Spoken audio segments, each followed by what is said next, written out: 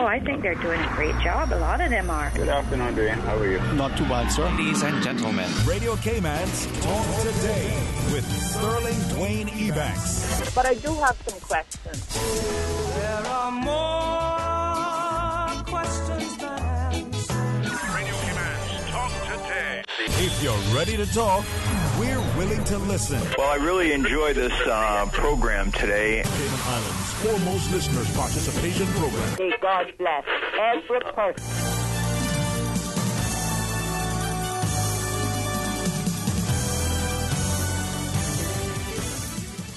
Hey, good afternoon and welcome. Thank you so much for joining us. It is a very, very special and distinguished honor to be able to be part of this next production. It's a C.I.Retro Talk Today special. We're going to be focusing on our Heroes Day celebration coming up in just 11 days. That Monday coming up, not this one, but the one following, is a holiday. It's a holiday because we're celebrating our heroes and specifically focusing on all the members of the 1958 Cayman's Vestry. They were the ones who approved the establishment of our Cayman's coat of arms. I'm happy to be able to not only sit and learn and listen and laugh and love with Mr. Loxley Banks as he continues to remind us of the beauty of this blessed nation. Mr. Loxley, thank you, sir. Well, good to be here again and celebrate Cayman. What an occasion, huh? Yes. It's an amazing time to celebrate our people. Great day. Well, great time. Well, we also have four other guests in the studio with us, Sterling, and the persons of Mr. Alfonso Wright. Welcome, Al. Thanks, Mr. Loxley. Happy to be here. And also, Al is also chairman of the, I believe I've got it right here, Celebrate Cayman Committee? Yes, sir. That is correct. Okay. And we got Mr. Rupert Ackerman, architect, activist, former seaman, and whatever else, I guess you can. I like that one. Jack of all trades. Yeah. No, I'm so happy to be here with you guys, and I hope we all, it's just one of those things where we sit down once in a while and talk about these things, and it's a good thing to do that. So. And also we have with us Pastor Winston Rose of the Church of God Chapel in Boddentown. Pastor, good to have you back in here. Good to be here, Loxley. Maybe the first time you came in here was about 39 years ago. Yes, a long time. That's right. Revealing our age now. There you go. If we did Cayman in action, I think that was the banner which we went under then. Wow. And you told us about sailing on a Jimson. Probably to Cuba. And also we have with us one of the young folks that's coming up around Cayman here, and I think he's in the process of studying away at college and getting into the arts framework, and his name is Javi Ebanks. Javi? Good morning. How are you? Good morning. It's afternoon, Javi. Afternoon. Oh, my gosh. That tells you how I'm doing, right? Time flies. Time flies. And we'll also have a member of the 1958 Vestry with us through the magic of Thomas Alva Edison, of course, recording. Another interesting narrative from other members of that 1958 Vestry. Cayman Islands Retro Talk Today special presentation is being brought to you by these fine sponsors. Atlantic Supply Limited. Atlantic Supply has been serving the Cayman Islands heavy equipment and construction equipment sector since 1981. Now, you can celebrate that too, you know. Yes, that's a great tenure. With a first-class sales, parts, and heavy equipment maintenance and repair service. Atlantic Supply Limited. And they're on North Sound Road. And by Hell Service Station on Hell Road in West Bay, serving the Cayman Islands community and the West Bay community since 1973. By Flowers Bottled Water, the cooler water. And also by Eats Cafe, Legends Classic Grill, and Yoshi Sushi, located in the Fall Center on the West Bay Road. You're sure to find something there to fit your taste buds, that is. And now that we've told you about our great sponsors, let them know that you enjoy C.I.Retro Talk Today, CI's cultural and historical programs. A little later, we'll be entertaining a few telephone calls when you listeners can call in and tell us what you want to celebrate or what you're celebrating or what you have been celebrating about our Cayman Islands. And that's what it's all about.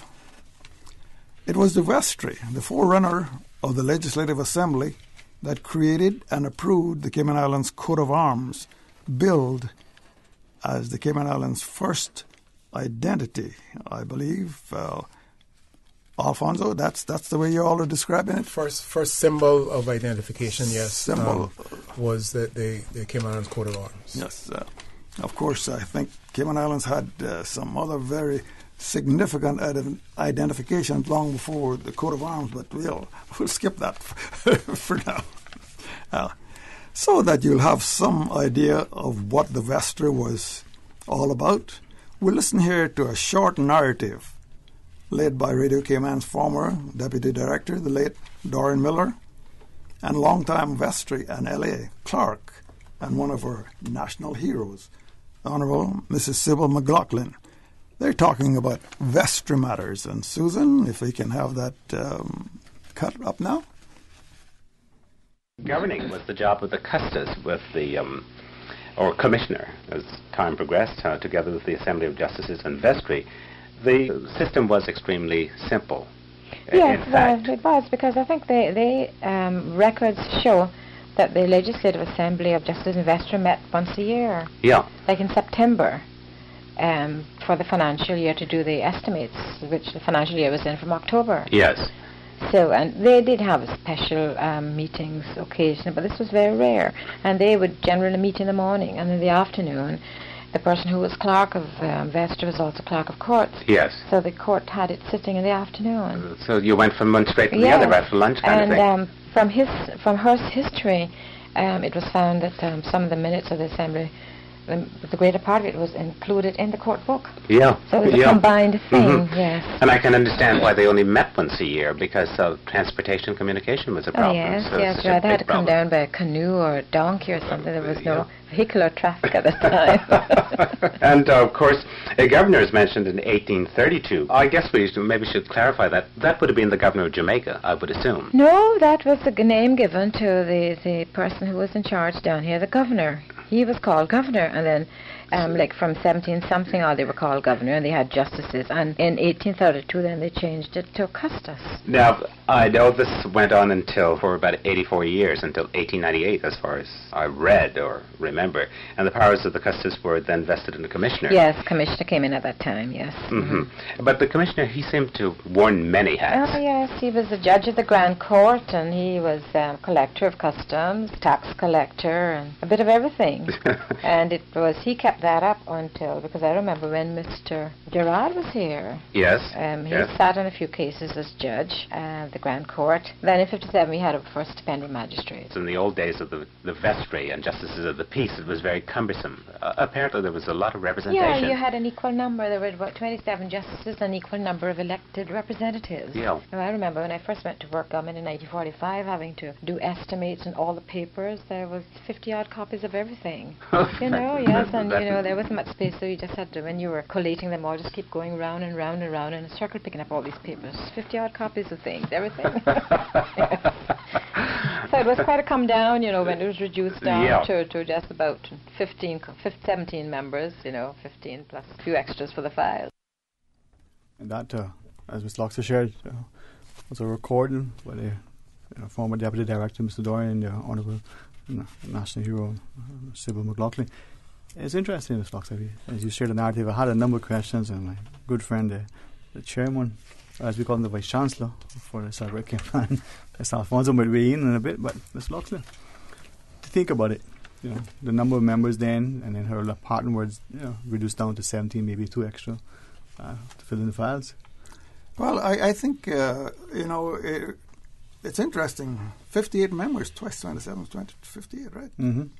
54, but I think there was 3 other appointed.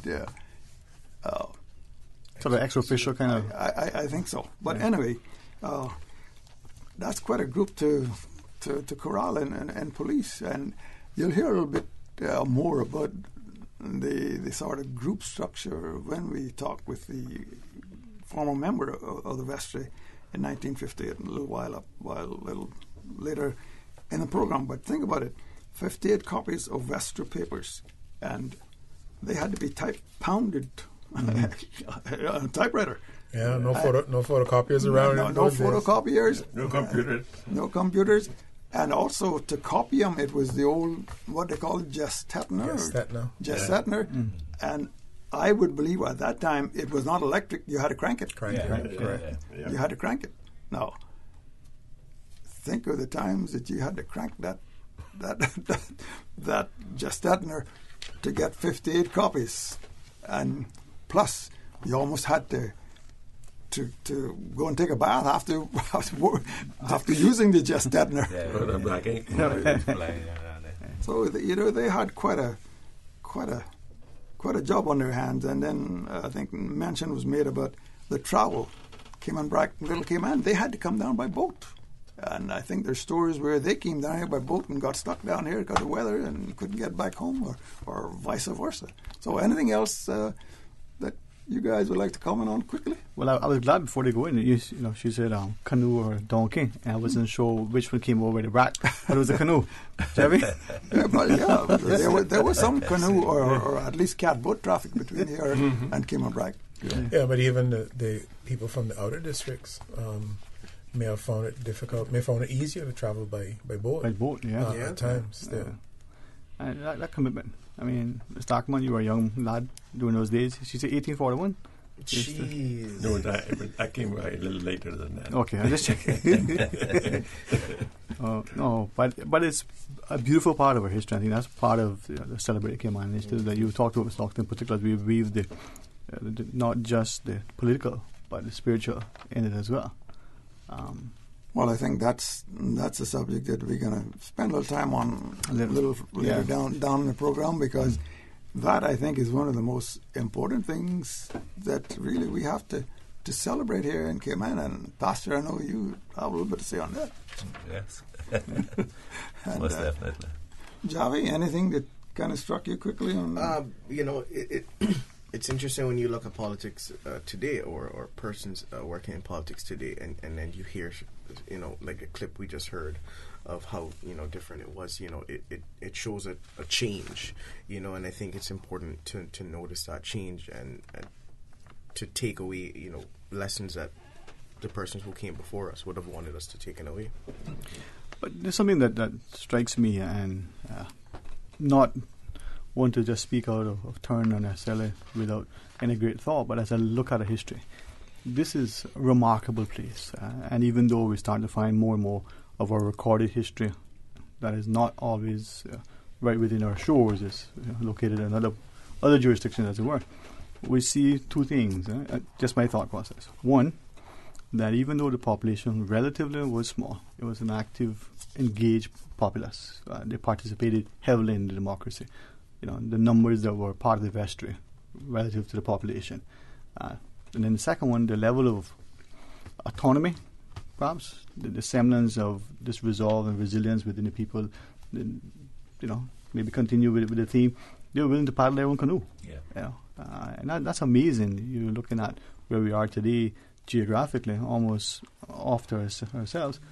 Must have been even more so then.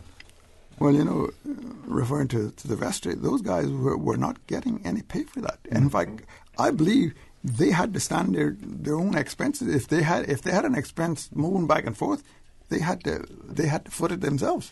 Yeah, it was for love of country. And from all that I have seen, Mr. Banks, you're very accurate with that. There weren't any compensation at the time. And there's also, a few notices of things that I've heard in talking to people that there were some people who were appointed, but saw it as hindering their personal progress in taking care of their families, because the time that they would spend on it was taken away from earning a living. Well, I think they made some sacrifices back then. Definitely. You'll hear a little bit about just the point that Alfonso made there a little later on in the program from one of the members of that, and you'll hear some, I think, a passion that some of those guys held for their job or their responsibility that may not exist in today's members of Legislative Assembly. The ethos was different. Yes. I mean, but historically, probably to some extent, here and elsewhere, that need to serve, to sacrifice, to ensure that through that effort there's survival. But also, I think later on we're kind of jumping ahead here, but later on you'll hear of some, I guess, what you could term it as uncooperative measures between factions in the district. You're talking about the party system? Well, it wasn't party, but it was partly party, I guess you could say. Yeah. You see the jockeying of people. I mean, that dynamic, whether it's today or whether it was 100 years ago. Yeah. Personality is always coming to play. Always. Yeah. One of the things that I've noticed over the years is that as we get more technologically affluent, we start to lose those things that kept us together and made us such a great little island. And today we've focused on, it seems to me that everything we do today is focused on where we're going to make money from it or something. It's like, and it bothers me to think that the young people today, when they go away and they get their degrees in whatever, they come back home. And I've talked to a lot of them, and they tell me about how they feel about the lack of opportunities because we've let people who come in to do business open an office, and then they select who they want to bring in. And back in the day of even Jim Borden and Mr. Willifine and all them guys like that, they've had a tendency to look after their own people. And I think these are the things that worry me about Cayman, that we've got too affluent in a way, and we have to beg now to people to give young Caymanians opportunities, and that bothers me. Well, my friend over here next to me, he's one of those young people. You got 17 seconds on that, Joey? I see the struggle that he mentions. There are persons who are struggling, to get jobs or to get opportunities, but I have to say this on behalf of me as well as other students. There are those who are seen to get those opportunities. It's about getting those opportunities to more people, encouraging persons from a younger age, to pursue their passions and stuff like that. Because I was told that I wouldn't get a scholarship to study film and TV production, but I did. People just told me, no, you should get a business or you should get accounting. But I said, no, I don't want to do that. I want to do film and TV. And it took a company to recognize that, okay, that's the passion he has, and we want to make that investment in him. And I think that, what he mentioned, it does happen. And I know friends who didn't get jobs because they were Caymanian. I also know friends who didn't get jobs because of their weight, because of the color of their skin. Yes, and it still happens today in Cayman. But, I think we still need to recognize that... A lot to celebrate. Yes, there's still a lot to celebrate. Yeah. And at this junction, I want to remind you that you're listening to C.I.Retro Talk Today, being brought to you by Health Service Station. Visit Health Service Station for all of your car care products. Health Service Station on the West Bay Road, family owned and operated since 1973. And also by Atlantic Supply Limited, the Cayman Islands' foremost heavy equipment and construction equipment dealer since 1983, specializing in repair and maintenance of Caterpillar equipment, and they also can undertake repair and service of other heavy trucks and equipment. They're located on 398 North Sound Road in Georgetown. You can call them on 949-0333. Atlantic Supply. Also participation in bringing you these programs are Flowers Bottled Water and Eats Cafe, Legends Classic Grill, and Yoshi Sushi. Well, folks, I think we're ready to hear from a member of that 1958 vestry who's still among us and contributing to the Celebrate Cayman. And through the magic of Thomas Alva Edison, we'll listen here to... Before that, though, a little side note here. You know, whether you've heard this before or not, but Thomas Alva Edison was in his labs, one of his labs one day, and he was asked by one of his workers, says, what kind of regulations do we follow around here? And I think they say, Alva looked at him and said, hell, we don't follow any regulations. We want to accomplish something. so we'll get to that cut now. And, well, Susan, bring it up for us. And we have with us here in the Radio Cayman studio one of the members of the vestry term 1956 to 1959.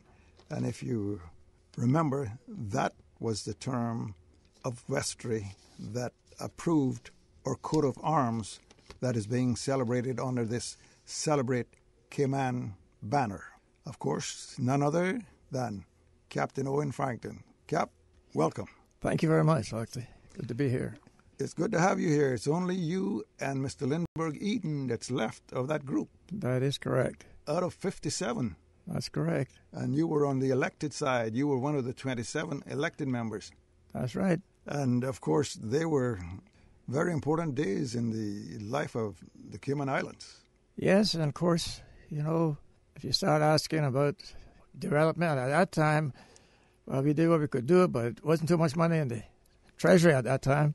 But it's one thing, we stretched it the best we could. Well, I think the establishment of the coat of arms, really, it's being marketed, if I may use that term, or promoted now, as really the first symbol of really recognizing the Cayman Islands. I have some differing thoughts on that, but we want to get into that today. I looked on it as identity. So I thought at the end when it was presented to us, I thought that it was a good job. And knowing the commissioner, he was a godly man, so I wasn't surprised when he said he has founded it upon the seas. It was quite different, Loxley, I can assure you. So we weren't there for the money we would get out of it. It had to be patriotism, you know. And I'm glad that I served. Like I say, I knew I had to find another job if I were feeding a wife and 3 children. Because you weren't getting any pay for that. Oh, that's all right. That's sure. And I'm sorry to know that Mr. Lindbergh isn't doing well. He was a friend of mine, and he could always give you a good laugh, you know.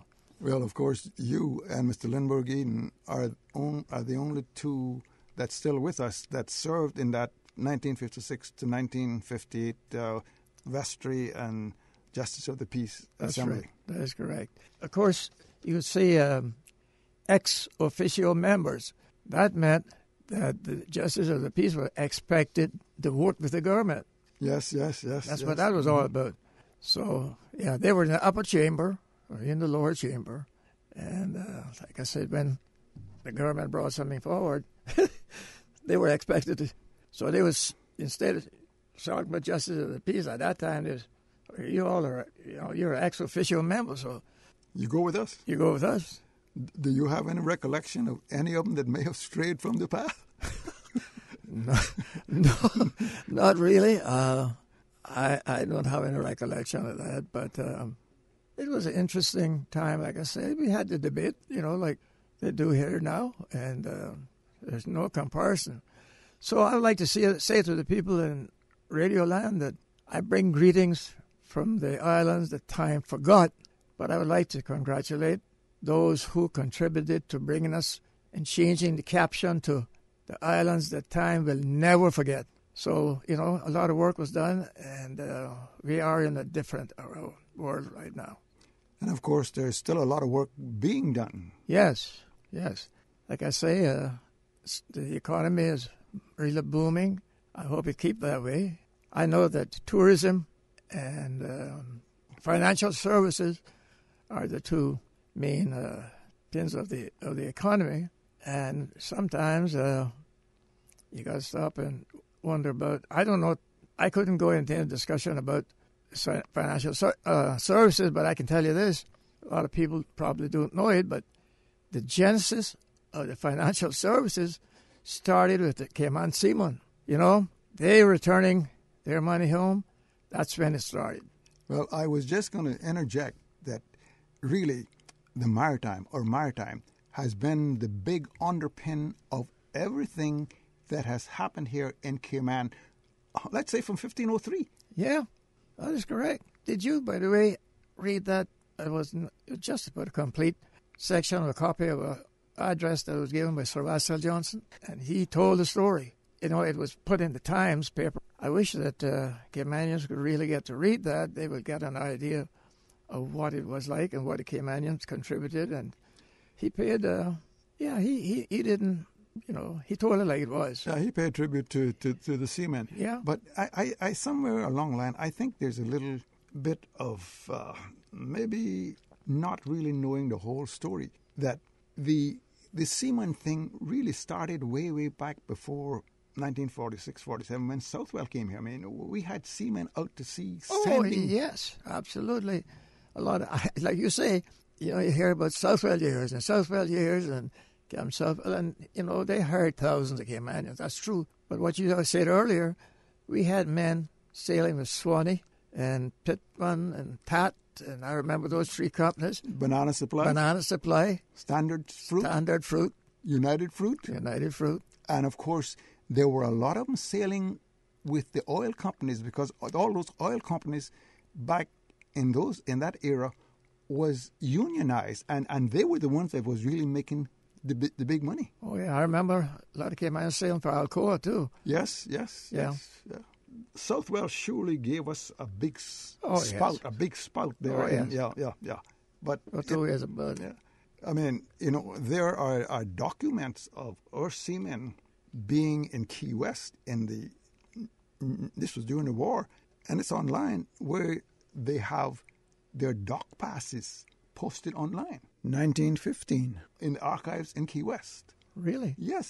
There might be up to 50 or 60 names on there. Now, there's some that can be recognized. Right. And but that seaman thing started way back. But like you said, that the seaman aspect, the maritime, has been the big underpin of all that has happened here over the last, well, we can say from 1503, because at first it was the turtle trade, and then it was the fishing trade, and you know it was that was the underpinning. Oh yes, you know, Senator Bob Dole really pushed to get a monument for merchant seamen, and when I saw that, I wrote to him, and he wrote back to me and thanked me for contacting him, and he said, unfortunately, the space does not allow us to put those names on the monument, but rest assured that they will be recorded, and he gave me the site that you can go to, so you can tell the Cayman people that had men lost at sea and all that they can go to that site and they'll see that, you know, they were remembered. Yeah, and, you know, there were quite a number of Caymanians that was lost at sea, even before the wars. Oh, yeah. I think, just inject this, I think our great-grandfathers, both of them was lost at sea, both named Thomas. Yeah. Thomas Parson and Thomas Ebanks. Right. Yeah, I mean, sometimes, well, you and I know a lot more. I guess we take it for granted that everybody else knows it, but it's not really so, you know. I asked you about if you hadn't read the copy of the address by Sir Russell Johnson. Before that, I wrote 2 stories in the Times magazine. Did you see them? No, I didn't. The first one I wrote was in May, and I think the next one in June. And the first story I wrote was about You know, Captain Shelby was captain of the IDH. I was engineer. And we were running from Tampa to Cayman and our cargo. We got to Tampa that morning, and the agent came down and said, "You need to get this vessel ready. You all are going to Guatemala with a load of dynamite, and you need to get it all ship shape." So Shelby came to me and told me, "Say, you cram them fuel tanks as much as you can, so we don't have to buy any fuel in Guatemala." So yeah. When the day came for loading, we had to go to Black Point. That's a special area they had to load dynamite, and the Coast Guard was circling around us the whole time. And Loxley, you know, in Tampa in the summertime, how it can rain and lightning and thunder. That lightning, it was going on all day. And we sailed, going down the ship channel. Captain Shelby came down and asked me, he said, "What do you think?" I said, "What I think? I know you believe in God, and you better believe in Him now, because it had to be Him take care of us out through this." I got off a watch at 8 o'clock, went to my bunk, couldn't sleep, and all of a sudden I realized the vessel was in darkness. I jumped out of my bunk, ran to the engine room door, and they were fighting over a bucket. And I said, "No." Fire was down the engine room. Wow. And I slid down. I didn't go down the rungs. I quickly got down there, and I had one of them big burlap sacks. God must have told me, "You put this here, you would need it." And it was wet. And I grabbed that, and I put it in front of me and jumped on the fire with that burlap sack and put it out. So when I went on deck, the mate, who was Mr. Kindford Boyd, he said to me, "You know, Chief, that wire going up to the mast light is spliced in the forward hole. So we had the dynamite in the forward hole and detonators in the after hole." I said, "Well, Kangi, if you go and hold a flashlight, I'll put some extra tape." So look, so when I got down there, I climbed up in case of the dynamite, and when I got on my back, I was just at the right height to add this extra tape. And I just calmness come over me, and I looked back at Kindford, and I said, "I think what happened if this thing was to ignite now." And he was a stammering man. Oh, yeah. He wanted to curse me, but he couldn't get it out. He took off and went out and left me up in there. Yeah, I'll never forget that. Well, this damage to the cable, it was? The insulation on those heavy cables going down, see from electric start. Well, it caught a fire. Oh, that's what caused the fire. I see. Okay, Yeah. Okay. Then the next story was about when I rescued 14 shark fishermen who were out of food and water. Sorry, I can't remember those dates, but you can go to the Times and I will look them up. And be sure and get a copy of Sir Marcel Johnson. Yes. Yeah, I'd like for you to have them. Yes. Well, Cap, I know you've led a very interesting life, and I had to think earlier today. I said, boy, thinking about both of our traverses through on this life's journey. Right. A lot of water has gone under the bridge since the day that you and I and Bruce stopped that. Not only us, but about 4 other catboats stopped that school goggle eyes up off of my rums and caught 300. I think we caught 365 goggle eyes that day. Wow. Yeah, there's a lot of stuff that, we sit down and think back. And I'm glad that God has given me the memory that I could make a contribution. The chairman, asked me some stuff, and I was able to help him. And they were amazed that I could remember that much, But, yeah, so I think like most people now that getting up my age, they can go back there and remember a lot. Now, remember where you put your glasses down, right? Right. you have to write down where you're going to put them. Oh, boy. But, God's good, and we have to be thankful, Well, getting back to your time in the Assembly of Vestry and JP's, now, you and your father was one of the 2 father-son that were serving in the assembly at the time. At that time. And the other one was? Uncle John Smith and Garston Smith. And, of course, Garston went on to serve, I know he served 2 more terms in the new legislative assembly. Yes. Yeah, yes. Right. I remember this. It was a gentleman from East End, and somebody came up about protecting conchs because they thought that too many conchs were being taken even at that time. This old man got up and he said, "Mr. President, I didn't go to school to study conchology, but I can tell you one thing. I know that we have to do something." I'll never forget. He said, I never went to school to study conchology, but he said we have to do something. That's another one we'll have to put in our vocabulary. Yeah. Now, I believe somewhere along the line, you related another story, this sort of comical story, humorous story to me about... Oh, yes, Miss Iris Borden, of blessed memory, she was a teacher down at the town hall school, and she had the kindergarten crowd. And this was in West Bay? It was in West Bay. And she said to me one day, "You think you couldn't move something forward to try to get a larger building that we can have here?" I said, "Yeah, I know you need it, and I'll do it." And I didn't think I was going to have any objection from anyone. So when it came up, the man that hit it the hardest, he said, no, you don't need no school building. We need a jail. So, boy, I said, if this is how it is, I might well give up, because to think that I would have a colleague from West Bay wasn't against getting another school building, it was hard to have. Well, did you get the school building? No. Unknown to me, he had talked to a lot of the members from the other districts. He knew it was coming, and he told them, he painted that story that, West Bay was getting so bad, and, all these guys needed to be locked up, and so that's why he peddled, with them, and so I lost it, but at least I tried. Yeah. And I believe the vestry and the Assembly of Vestry and JPs only met once a year normally. Yeah, that's true. Do you recall any maybe special, because I think they had the wherewithal or ability to call a special session if it was needed. Sure, that's true. It's a different time, I can tell you. It's amazing how times have changed, and like I said, that there have been this development, and the economy is good, and like I said earlier, I think we can easily say now that these are the islands that time will never forget.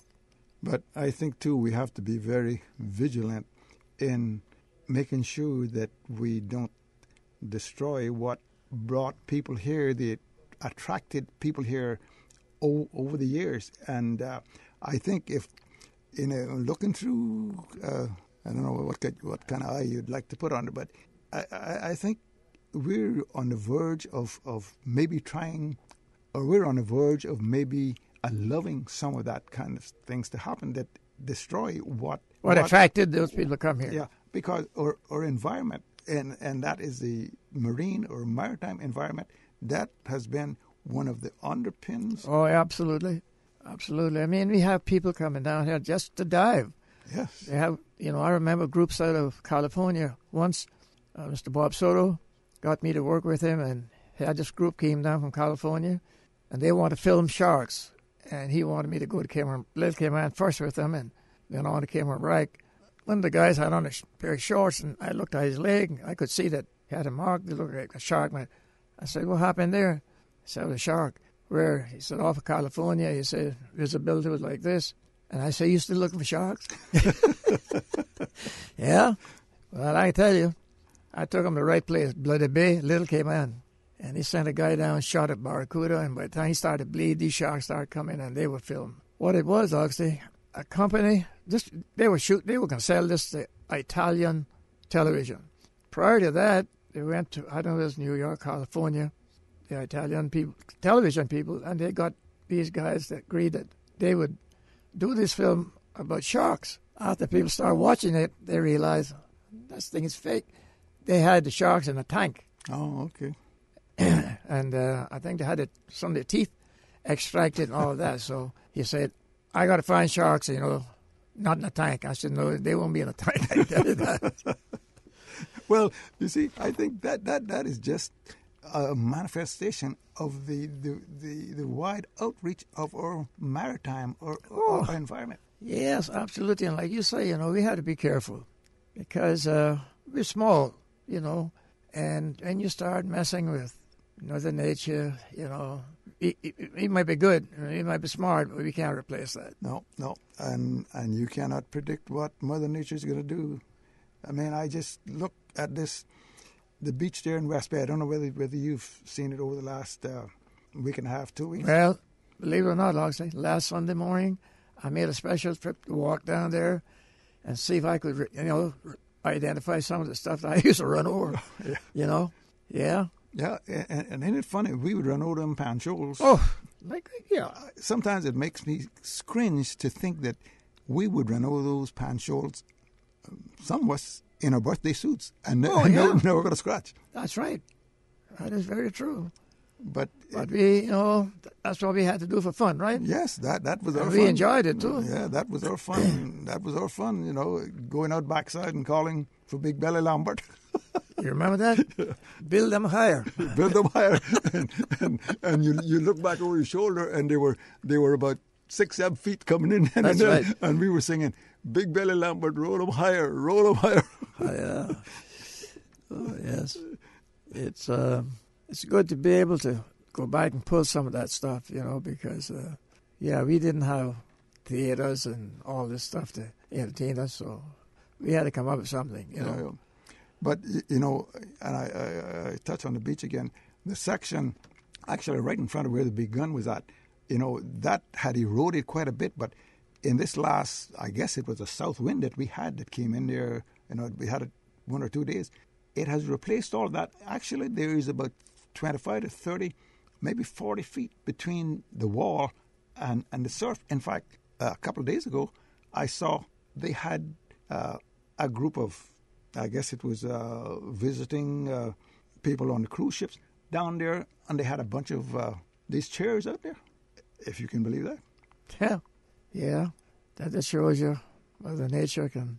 But I saw it, and then I said to someone, I said, well, they don't realize that next little south wind that comes in, or next little north wind or southwest wind that comes in, that's gone.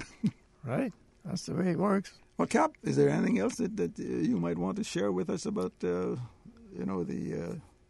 assembly, or do you think you've kind of dug back as far as you can in your hard drive between your ears and come up with a whole bunch of... every now and then I remember something, but I hadn't been writing it down, so today when that happens, if I don't write it down, forget about it. But I'm glad that I was able to share something with you. Well, we want to thank you for coming in and sharing with us and celebrate Cayman. Like we said, I think at the beginning, we got a lot to celebrate, but we have to be very careful that we don't lose what we're celebrating. Right, and I know there's a lot of discussion going on now about the port and all of this. And lots of what I've been sort of fearing, we have some fine people that came here. They built beautiful homes, spent millions of dollars. And I got thinking, what happens if thousands of these people start going down and crowding the beach where these people are? They're going to say, well, this is not where we came, so we're going to go somewhere else, see if we can find some quietness. So, yeah, that's a danger there, too. So there's a lot to it, and I'm sure that they're hashing it out. And let's hope with God's help that it can be hashed out. Right. That's right. We can't make any mistakes there. No. Thanks again, Cap. Nice to have you in talking with us. Thank you very much, sir.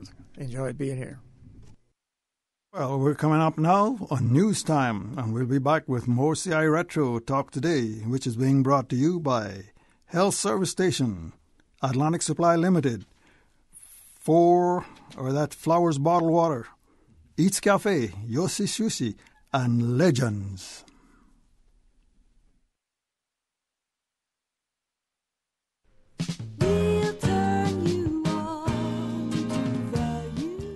Eats Cafe, Legends Classic Grill, and Yoshi Sushi, located in the Cayman Falls Center on the West Bay Road, offering you Cayman's best choice for a great dining experience.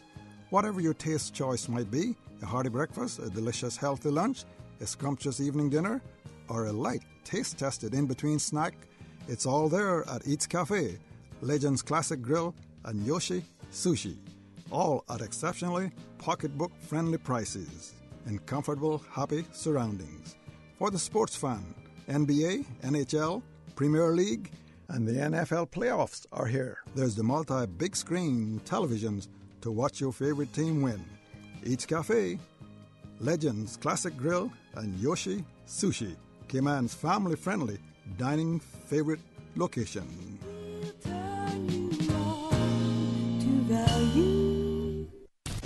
Radio Cayman. Radio Cayman's newsroom. These are the biggest stories right now.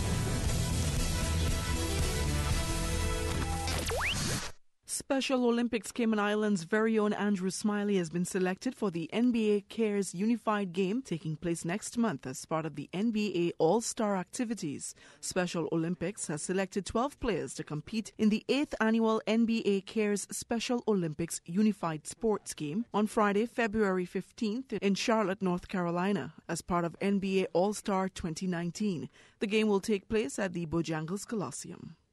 Good afternoon. I'm Dion Anglin with your headlines and news elsewhere. A Ghanaian undercover journalist has been shot dead while driving home after a politician called for retribution against him. Unidentified men on motorbikes shot Ahmed Hussein Swal 3 times in the capital, Accra. He was a member of Tiger Eye Private Investigations and had investigated corruption in Ghana's football leagues. The undercover report on cash gifts led to a lifetime ban for the former head of Ghana's Football Association. And a team of divers has had a close encounter with one of the biggest great white sharks on record and lived to tell the tale. Some of the divers came so close to the female shark in the waters off Hawaii that they were able to touch it. The shark, nearly 20 feet long and weighing an estimated 2.5 tons, is believed to be one tagged by researchers about 20 years ago called Deep Blue. That's a wrap of your headlines. I'm Dion Anglin. Radio Cayman, the voice of the Cayman Islands. What's happening in your community? News and information, music and more. You can find us. www.radiocayman.gov.ky. Like us on Facebook and follow us on Twitter. Radio Cayman is your choice, your voice for today's biggest news. Radio Cayman.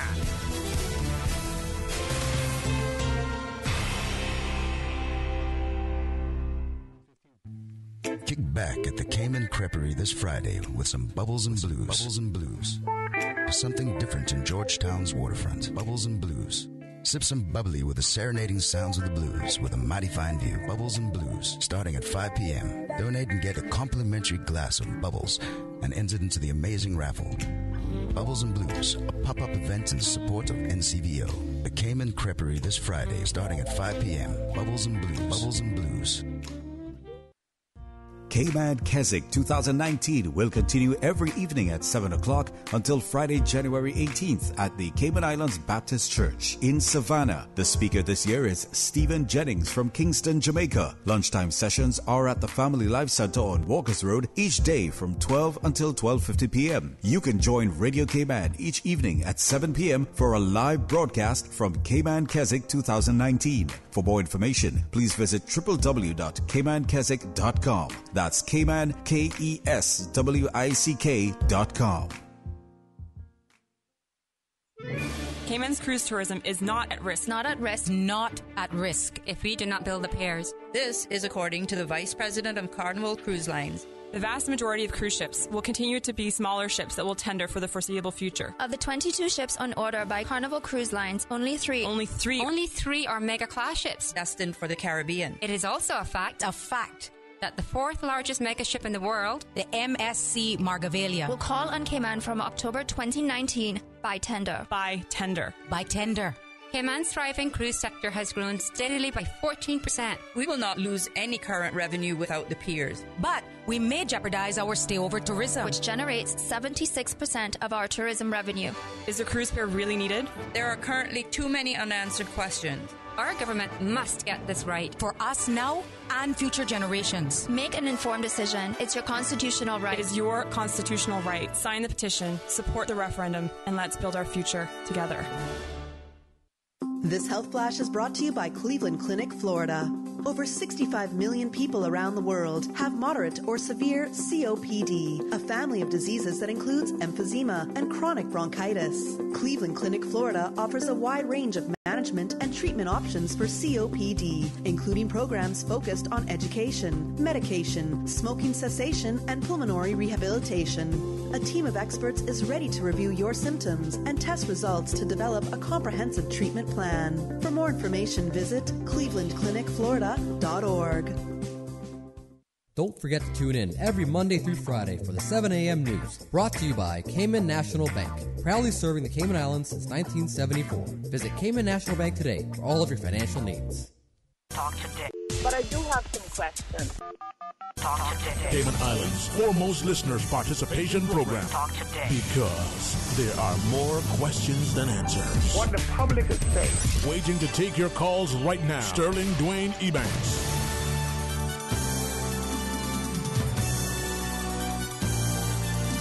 Hey, good afternoon. Welcome back. It's a special C.I.Retro Talk Today feature that we have in here, and honored not just to sit in this company, but to learn and to be so proud of who we are. Mr. Loxley Banks, thank you, sir, for not only the great work, but I know the countless hours. So thank you, sir. Well, yeah, live radio and history and culture and whatever else that goes along with it, that takes a lot of passion. Mm-hmm. That's the bottom line there. Passion. If you ain't got the passion, then you're not going to really want to put in the work, I guess. But, we heard that, 22-minute narrative with Captain Owen. Well, gentlemen, anything really caught you about what he had to say? Well, I wouldn't say anything. Well, yeah, lots of things caught me because I listened intently to what Captain Farrington was saying, but I just wanted, if I may, Mr. Banks, to expound a little bit on what the things that he was saying about his memory and so on, and what it has meant to celebrate Cayman. As you imagine, we've talked about this. There were 54 of them, and 52 of them have already gone on when we started doing this. And what we call the annual reports, back in 1958, they were called the colonial reports, where whatever the happenings that were going on in the Cayman Islands were recorded, and those things were sent to Jamaica and then on to the United Kingdom. And believe it or not, the names of the vestrymen and the justices of peace who were part of the legislative body, the majority of the names were recorded by initials. A.B.E. Banks, J.K. Banks. That's how it was. And you got to understand the difficulty now in somebody like me coming behind trying to decipher all of this. And Captain Farrington was, I would say, a godsend because he could remember most of them. I think there was one name that we kind of got a little mixed up with for a while, but we sorted that out afterwards. But it was amazing, his ability to piece them together. Well, all the while you're on that, you got a list of the West people there? Yes, sir. Yeah. Yes, sir. Why don't you read out a couple of just names that you think might be recognizable there? Well, okay, we have Captain Charles Ebanks Glidden from West Bay. Of course, we've talked about Mr. Willie Farrington. We have Mr. Thomas Abraham Ebanks. We talked about John Samuel Smith, and we're all talking about West Bay now. James Cady and Ebanks, this would be Captain Cady. There was a James Stafford Ebanks. Well, actually Banks. James right. Stafford Well, Banks, when he was in the vestry, he was Ebanks. No. I think he changed his name afterward to Banks, so we had to record it that way. Of course, we know that Captain Owen Farrington was there. But we do have individuals like Mr. Bertram Ebanks out of Northside, who was a Justice of Peace, Kenneth Norman Chisholm, who was a vestryman. Mr. Alna Ebanks was also a vestryman out of Northside. Mr. Austin Burns Connolly out of East End. In the 1956-58 group, he was the only vestryman that was representing East End. And what records have also taught me about him was that he was the first Caymanian to receive a certificate and badge of honor. I don't know if... That was Austin Connolly. Austin Burns Connolly. That would have probably been, I think, Mr. Warren's father. Correct. Yes. Correct. Yes. And there is one other one here that I would like to mention, and that we back then we actually had people that represented Prospect and Savannah, and Mr. Champy Forbes was one of the justices of peace that represented Savannah, and the vestrymen Mr. Alfred Lawrence Thompson and Mr. Lindbergh Eden. Oh, okay. Represented Prospect. Of course, and from our sister islands here, we had Captain Charles Gerald Kirkconnell and Keith Parker Tibbets. I think that would have been senior. Captain Keith Senior, yes, sir. Robert Clifton Foster and Arnold A. Foster. But to deal with 57 members, can you imagine if there was a lot of dissent that came up in in a group like that? What?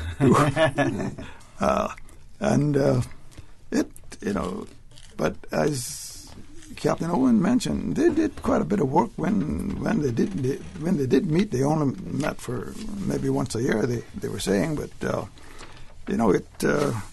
vestry, and once the Legislative Assembly came into being, then some of them sort of matriculated over to the Legislative Assembly. And I think Mr. Wright, you and your committee there, doing a fine job trying to coagulate all of this, because I know it's scattered here, there, and everywhere. Yes, sir. It's been. I wouldn't say difficult. It's been challenging, but it's been so interesting because as we go along, there's so much things that we learn on a regular basis. And three of the main players in the establishment of our coat of arms was the then Commissioner Alan Donnell. He incorporated a gentleman from the Methodist Church through UK, but he was actually out of Jamaica, called Reverend Arthur W. Saunders. And then there was a gentleman who was living here at the time by the name of James Ford, who was, I think, the developer of what was then the Cayman Islands Yacht Club that became the Ports of Call and now the Wharf. Those individuals, I think, played a pivotal role. Mr. Ford was one of those who actually made designs and submitted to them. And I'll just end on this quickly, Mr. Banks. We had a great deal of difficulty trying to get some records, especially of exactly how the designs came together. And Miss Deborah Barnes Tabora from the National Museum through her contacts, was actually able to find and now have in her possession the actual handwritten notes of the Reverend Arthur D. Saunders of his entire work with the Cayman Islands coat of arms. And I believe that has been recorded, and it's part of the display in the museum. That's right. And Mr. Colin Wilson, I believe, did that recording. Is the voicing. Yes. Yeah. Excellently done. And any of you folks out there that have not taken the opportunity to go and peruse a little bit of your culture, heritage, and history down at the museum, the display on the coat of arms will reveal quite a bit to you, and it's quite interesting to walk through it and see all of the various steps that has been taken to order to develop us to where we're at now. Also, that Captain Owen's segment was Conchology, and I guess that's a new one for you, Alfonso. Yeah, that was one of the first stories that he told me when we started talking about this, is that Conchology. But to think, even back that far, they were thinking conservation. They were thinking conservation, and again, we get back to the maritime. It's all a big part of that environment, the maritime involvement. And Rupert, I know you can relate to those Big Belly Lambert chants. Big Belly Lambert. When you got out there on the reef, yes, and you were ready for this wave to come in. Big wave. Yeah, big wave. You'd start saying, Big Belly Lambert, come over my head, come over my head. Can I ask a question about that, Mr. Banks? Were the waves back then bigger than what we get now? Because it don't seem to be that much involvement in surfing and stuff like that now. Yeah, they were bigger. And, where we used to surf down there, right off of where the public beach is at in West Bay. Right back to your house. Yeah, right. Where our house was right on the beach there. There was a bigger reef there than there is now. Oh. Some years ago, a yacht broke away in Georgetown, probably in the mid-'80s, and came right in on the beach there, right at the public beach, and came over the reef and really smashed it all up. But, I guess we were, 8, 9, 10, 11, 12, 13, 14, 15 years old, 16 years old at the time. We didn't know the danger. Yeah, you'd be in what we call backside the reef. Now, the reef... That's what was going to be my next question. Yeah. The reef at that time was about 50 yards from the shore. Yeah. Now, once you get back over the reef, you get into deep water. Right. And that's the highways over there. That's the highways, and we'd be out there and looking back over your shoulder, and this thing is coming down, and you're singing Big Belly Lambert, rolling by, rolling by. So you guys were surfing over the reef? Yeah, you're on flat board, on board, like the thoughts on the boat.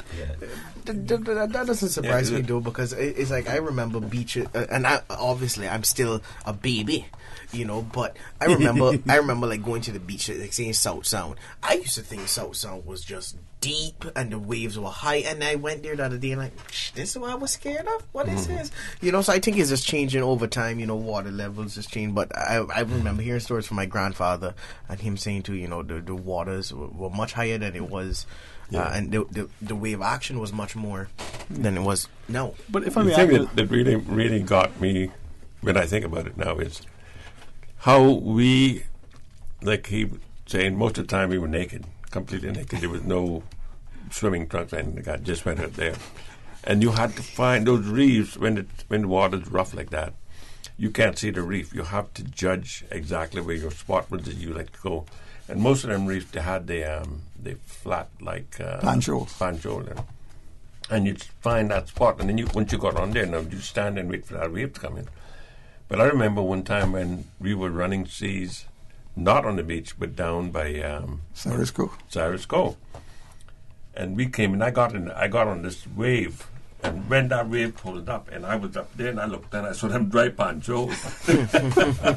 I dropped everything and dove into the thing. I mean, it was funny when I think of it now. But if I had went on that wave, it was going to drop me. Because when them waves break, like I destroy you right down. I would have hit that poncho. Well, you had to be very careful, especially in the big waves, because you're laying that flat. Your body is planed out on a board that stuck down your belly button and comes up just 3 inches above where your head met. That's right. And if you're up here on this big wave and you're coming down, you know, in a angle like that, if you don't know how to handle that board, you're going to wind up. That board could wind up cutting you in two. Because when you're getting down to the surface, you had to plane that board out. Yeah. And then you're running, go do it again. I can't even imagine doing that, you know, and it just shows, you know, why we need to have so much respect for those who came before. Because I can't even imagine it. Like, I can't imagine, you know, being in that situation. Well, you know, and I'm sure, Rupert, I'm sure you participated in some of that. But sometimes we'd be brave enough to actually sneak somebody's catboat off of the bay and go out on what we call the Point of Reef. Right. The Point of Reef is further out, and we would stick these waves down the catboat. Coming in, and I often remember Davis Borden. He was famous for that, and he said, "We're going to run her up on the beach." I said, "No." We'll all say, "No, you can't run it. You're going to break the catboat up if you run her up on the beach." So usually, if you just kind of turn it when you get close to you were steering it. If you just let her go, she'd breach, and come around for it. But you know, like Captain Owen said, you know, we didn't have anything else. We just found whatever. But you know, sorry to interrupt, but you know, the thing that amazed me was that we could walk along that iron shore barefoot, and I mean, our feet were so tough. I mean, we had calluses on our feet that we could walk along that iron shore. That nobody thought about it, you know. Today, if I walk on sand, I feel like I need a pair of shoes. Hey, that is true, because I got some stones in my yard. I don't dare go outside with those shoes on. I got the softest feet in the world. You know, I'm not a good living example of a strong Caymanian, I tell you that. Well, you know, another part we're talking about, you know, the maritime and the marine environment, was that we also did body surfing. Just using our body. No board, nothing. You can plane yourself out That's right. And get those big waves. And that was where the danger Body came in. surfing? Body surfing. Yeah. And I did it probably until about 6-7 years ago when I started getting a little arthritis in my shoulder and I couldn't get my body planed out. But I mean, that is quite a unique feeling for you to be stuck down this big wave, got control of it, coming in, and of course you got your head in the water, and you usually don't. Well, you open your eyes once in a while, see what coming up down there, but feeling that body or that water rush past your body, all parts of your body, and knowing that you better get out this way before you hit the ledges of the beach. So, you had to time yourself. Come up.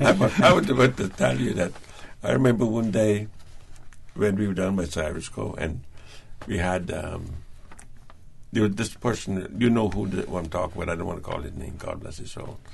But he was a grown person, and he would hang out with all the boys down on the Anch Road there. And everyone was taking off our clothes and jumping in the water, with no one. And then some girls came down, and of course, if you were small like that, it didn't bother nobody that you were naked. But this guy, he decided he would come in and see, and he stripped naked on the iron shore, and we screamed out, "Put your clothes on!" Yeah. Well, he would mentally disturb him. He wouldn't. Okay. Yeah. Well, another aspect was, the religious awareness that Captain Owen mentioned in that, especially that adventure with the dynamite. Pastor, you want? To comment a little bit on that? Yeah. One of the things that I guess part of us as Caymanians, as somebody said, it's in our DNA. Our religious feelings, or religious traditions. It's Caymanian as Caymanian can be. I remember going to Muscogee Key. Made one trip with my uncle. Captain Joe. This was John Powery. But we had Captain Joe Sexton. She told us about this. You didn't get lost? We did. Okay. Took us 3 or 4 days to get there, and it should only be a day. Yeah, right. And almost the same time coming back. But we made it back. But I can remember, we getting into really rough weather, and we, actually people were praying, because of the situation. Now they say seamen tend to be superstitious. There's something about seamen in that sense. We have our ideas. But I remember also one of the things was that we would set our nets because we were actually using the boat. We weren't ranging. We stayed on the boat, and so we would go and set the nets in the morning, and then of course collect whether in the turtles what that were in the nets at the time and reset them. But when Sunday came, we didn't go at all. That was the Lord's Day. Yeah.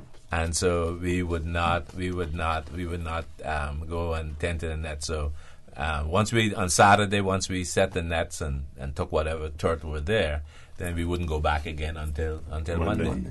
Yeah. Go ahead. No, I said, so there was always that respect. There was that respect for the Lord. Church, yeah. And I can always remember my uncle sort of in his conversation, we would say, I'm going to do so and so, but it would always, Lord willing. Yeah. Or please, Master. Yes. But, and whether they were Christians or not, there was just something about innate in us as Caymanians, and you respected that respect. That respect. Yeah, that's still a lot of that is still around today. I dare not promise my mother something now, and if I don't say it, she'll say to me, "God willing." To remind you. The same thing, being away. Like I'm obviously, going back off to school on Monday, and I'm going by and I saying bye to people, and I went and I said bye to someone who I know, an elderly Caymanian, and I said, "Oh," they said, "When you'll be back?" And I said, "Oh, I'll be back in April," and they're like, God's willing. It's like they always have to remind you. It's God's willing. Well, Javi, we're gonna count on you passing that down. That's right. Thank you. I'll try my best. Yes. And also in that Captain Horn's narrative was the mention about the descent with his colleague from West Bay. Yeah. I found that interesting. Yeah, where he wanted to build a school. And he wanted a prison. and he wanted to build a jail. But, looking back at our history, and we can learn a lot from it, and all we got to do is take cognizance of where we've been, and we can better plan where we're going. Yeah. Well, we need to move on, and talk today. C.I.Retro is being brought to you by Flowers Bottled Water, the cooler bottled water. And also by Eats Cafe, Yoshi Sushi, Legends Classic Grill, where you'll find a grand variety of tasty dishes to fit your taste buds at pocketbook-friendly prices. Tasty takeout meals are also available at Eats, Legends, and Yoshi Sushi. Call them at didn't write the number down, but you can call them for that takeout service. They'll be glad to fix you up. Yoshi Sushi, Legends, and Eats Cafe located in the Fall Center on the West Bay Road. Also participation in bringing you these programs. C.I.Retro Talk Today are Atlantic Supply Limited, and they're located on North Sound Road in Georgetown, and Health Service Station in West Bay. And I think we got some more commercials coming up, and then we're going to be listening to another insert here that will be quite interesting from some of the earlier legislators and vestry members. A caring and community spirit, cherished family and cultural values. These are some of the things that still embodies the Caymanian way of life in the Eastern Districts today. Savannah Pharmacy, your neighborhood pharmacy, located in Countryside Shopping Village, is delighted to offer products and services of real value. Whether it's catering to your family's medical needs or carrying apparel, gifts, and beauty products, Savannah Pharmacy provides you with more than just prescriptions. Remember, they're always just around the corner with everything your family needs and convenient opening hours, including Sundays and holidays. Savannah Pharmacy. For more information, call 946-3336. Having a party at the beach or a team building exercise at the park? Reserving your cabana is easy with the Public Works Department online booking system. Create your account and use the online calendar to pick your desired date and facility. You can even pick the cabana you want to use. Look for your confirmation email, print it off, and bring it with you as proof of reservation. Enjoying our natural environment has never been so easy. Visit www.eservices.gov.ky to book your cabana today. Hi, my name is Neraya LeBlanc. I am the minister and evangelist to the West Bay Church of Christ on 24 Batabano Road. I would love to take this opportunity to invite you to experience God's family at West Bay for yourself. We are a caring congregation that strongly believes in reaching out beyond ourselves to spread the gospel of Christ. We also take great pleasure in ministering to the needs of our people in our community. As God's called out kingdom people, we are in the business of transforming lives for the Master's use.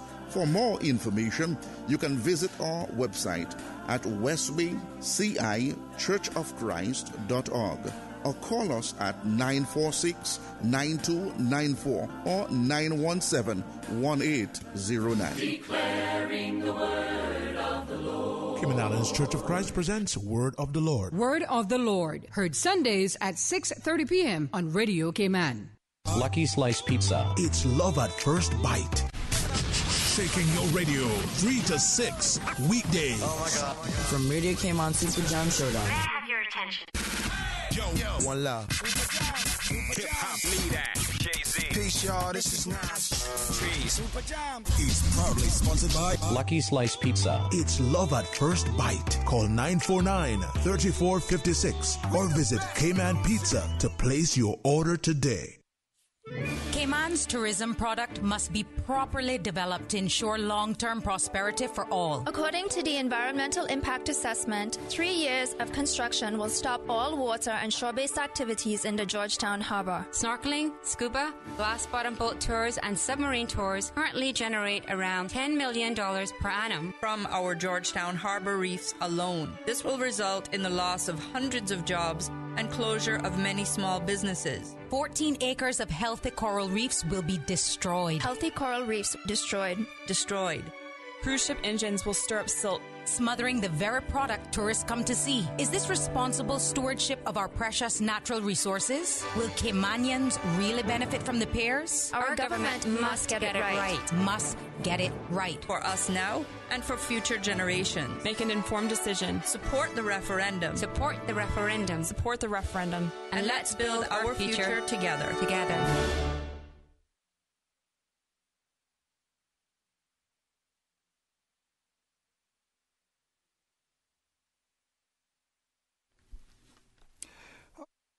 Welcome back to C.I.Retro Talk Today, special program presentation on Cayman Islands culture, history, and anything else to celebrate Cayman about. And we're going to let you hear now a narrative from the 1958 Vestre era. We listen to them expound on their thoughts of those days. But before that, we got to get Javi. Let him go. Javi, I think you've got some other responsibilities. Yes, so sorry. I intended to be here for the entire duration of the show because it is an interesting conversation, and this is always something that I like to talk about. But unfortunately, I do have to run off to another meeting in Industrial Park. And so unfortunately, I do have to step away from the microphone for today. But I will be back with Mr. Sterling tomorrow. And so I know the conversation like today will be awesome. Well, and you got to think about passing this stuff on down. You know, you're going into the arts, so there's a lot of resources here for you to dig into and keep boiled up to the top where the folks right. can know where we've been. And that's right. You got to know where you've been to know where you're going. You help us better where we're going. Right. Well, you said you'd be here tomorrow, but remember what you're supposed to say? God willing. God's willing. Yes. God's willing. You're absolutely right. There you go. That's right. God's willing. Put that between your ears. Yeah, absolutely. That's right. Okay, Javi. Well, thank you. Have a good, good day and good luck on all your studies. Take care. Yeah. Okay, well, yes, sir. Sterling, I guess we move right on to the next segment here. And this is a short segment, about 10 minutes, and I think you'll hear some interesting comments in this section. As I said, it's from several members from the 1958 Vestre era. You may recognize some of the voices, and we're not going to tell you who they are until afterwards. So, try your memory on this one. So, Susan, if we can get those inserts up, 40 to 50 years ago, this is what they were thinking about. Do you still have the same convictions you had 20 years ago? Do you feel the party system can work? 100%. I feel it not only a necessity, but I feel it can work, and I feel it should be made to work. And I am still of the same mind as I was over 20 years ago, that this country is ripe for full internal self-government, that those who are not prepared to accept it and are saying if you demand full internal self-government, you have to get independence immediately. That's not so. It's a complete falsification. Bermuda has full internal self-government. Britain is not pushing them for independence. The little Turks and Caicos Islands, which has nothing compared to this country, has full internal self-government. The Bahamas had full internal self-government, I know for certain, over 10 years before they became independent. Jamaica had full internal self-government over 30 years, I believe, before they became independent. So that is just propaganda. And in my view, those who don't want to take that step to take their own responsibility and shoulder their own problems are just afraid to take the leap because of personal aggrandizement. That is exactly how I feel. And if we reach the stage of running our own country, there's no reason. And full internal self-government only means that you have your party system, and you have your ministerial system, you have your prime minister who's in charge of internal affairs. You always have a governor. If you want him from England or Canada, that's up to the people. But you always have a governor who will have reserved powers, where you have independence of full internal self-government, and rightly so. You couldn't have police and judiciary under the ambit of politics. I would say I'm still in favor of party system, because one thing the party system does, which is beneficial to the country, and that is it educates the people politically.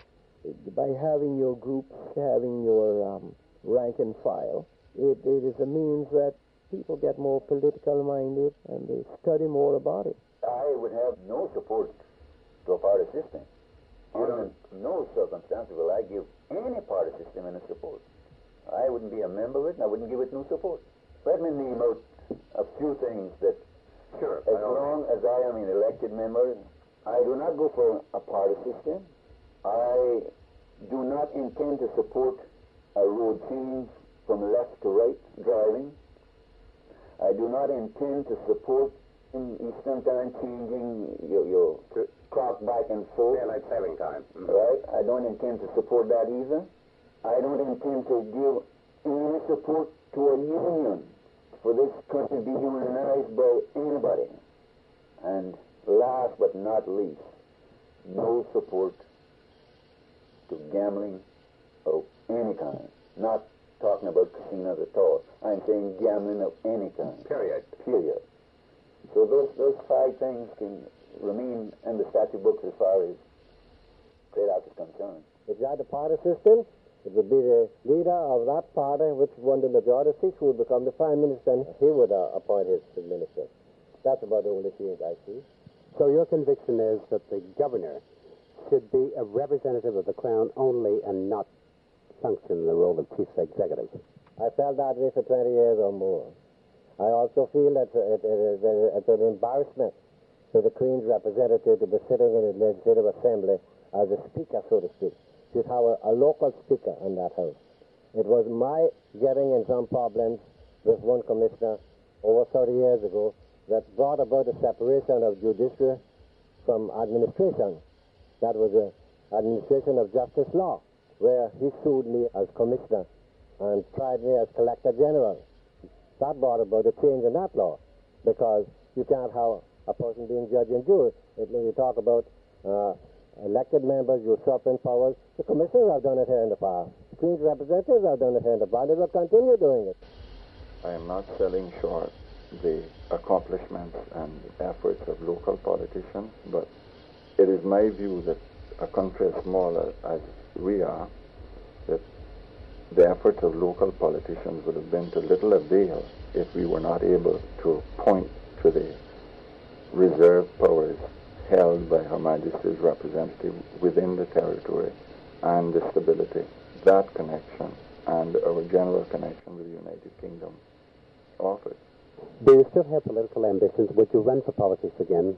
No, I would not become actively involved in politics again, except, and I say with emphasis, except I am satisfied that any group or any individual or any group of persons are ambitious of taking away my country or the Cayman Islands from us, who are not of our son of the soil, or who would introduce a communistic government, or would be dictators, or would be exploiters. I'd sacrifice my life to save my country from going to hell. Mr. Johnson, our association with Britain over the years has been close and meant a lot. The future could bring with it changes or attempted changes. Would you comment on what you think would best serve the interests of the Cayman Islands as we approach the future? What I would like to see here is that the government maintains its present policies.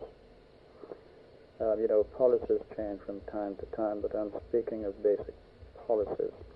such as maintaining the tourist and financial business here, because those two economies are the only thing we have to depend on in the long term. So government policies should be directed to maintain and support these economies. Another thing that we must insist on is very strong management and leadership, because that is very important as well. In other words, we must always maintain an atmosphere of undisturbed confidence, Yes. so that the outside world will still have that great confidence in the Cayman Islands. That is what attracts business here today. The other important thing is that we should not be in any hurry at all to seek constitutional advances, because the present constitution is serving the country well. From it, we enjoy the better of two worlds. We have a great amount of autonomy. In other words, we are allowed to govern ourselves. That is one of the advantages that we gain by the present constitution. The other one is that the outside world can be satisfied that once there is this link with London, confidence will be maintained in the Cayman Islands, because whatever one might want to say about Britain today, the Whitehall system of government is looked upon as one of the leading systems of the world. And once we are connected with that, of course, it goes without saying that a lot of people will have confidence in what goes on here.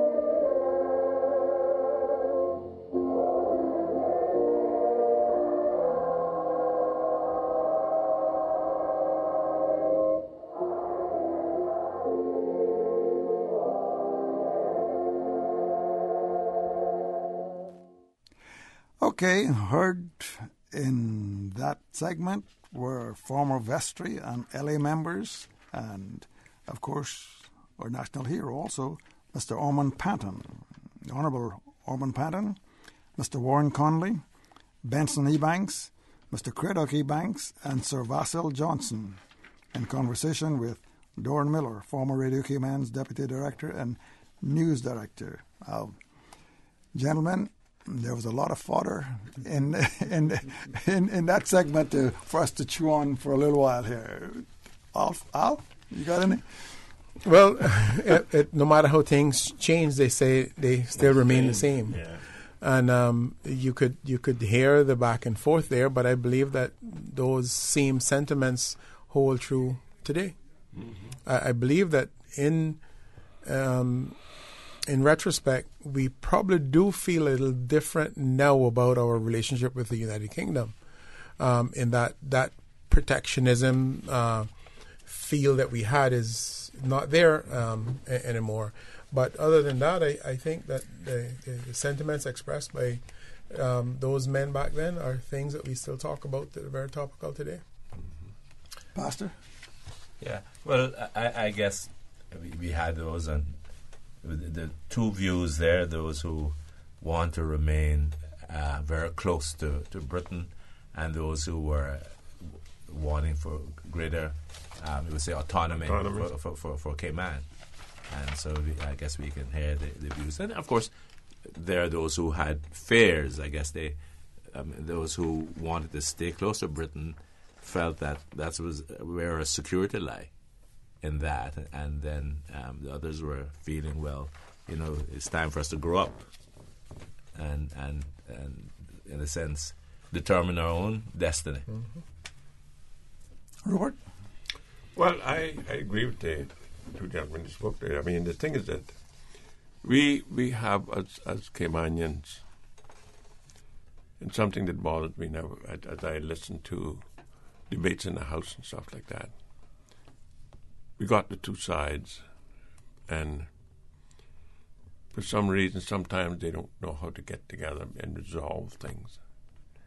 And it bothers me when people with good ideas go in there, but because they're, and we refer to them as the backbenchers or the members of the Legislative Assembly,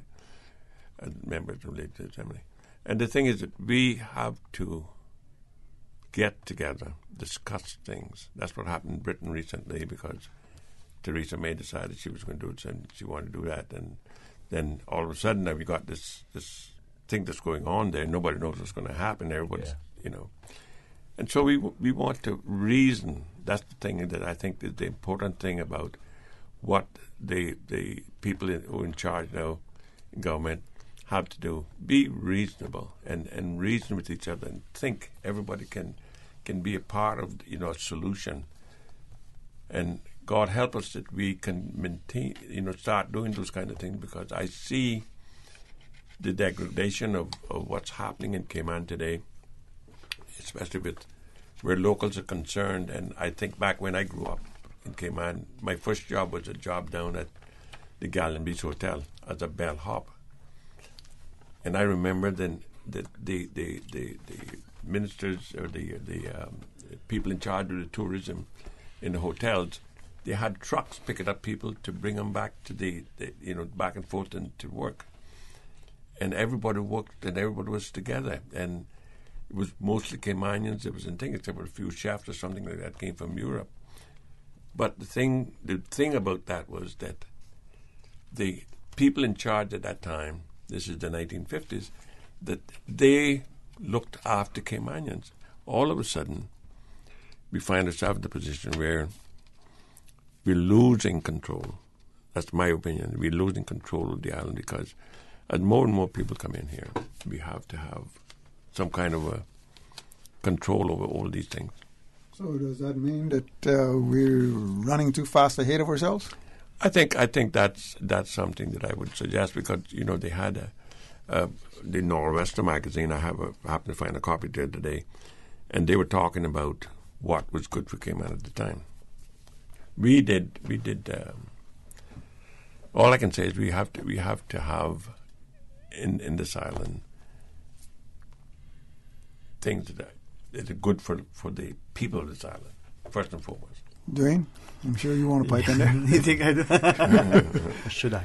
No, but as I listen, I want to talk about the idea of more things changed and more they stay the same. When you look at some of the discussions that they were having then, the notion of independence or full and term self-government, the question of gambling, the idea that a party system, but even the discussion about changing daylight savings time, something that we didn't, but perhaps what strikes me most is the notion that still a lot of what we know, as our history is oral. We haven't been sufficiently adept at going back and making sure that the recorded stuff is, being publicized and is accurately reflected. And now that we celebrate in Cayman, we have only 60 years. I think, Mr. Loxley, you make a point, always remind us that there was shipping and seafaring before the Suffolk years. Well, there's a history prior to the last 10 years or the last 30 years or the last 6 decades. Are we capturing that? Are we seeing the resolve and the resilience in our people? Are we seeing this as of service?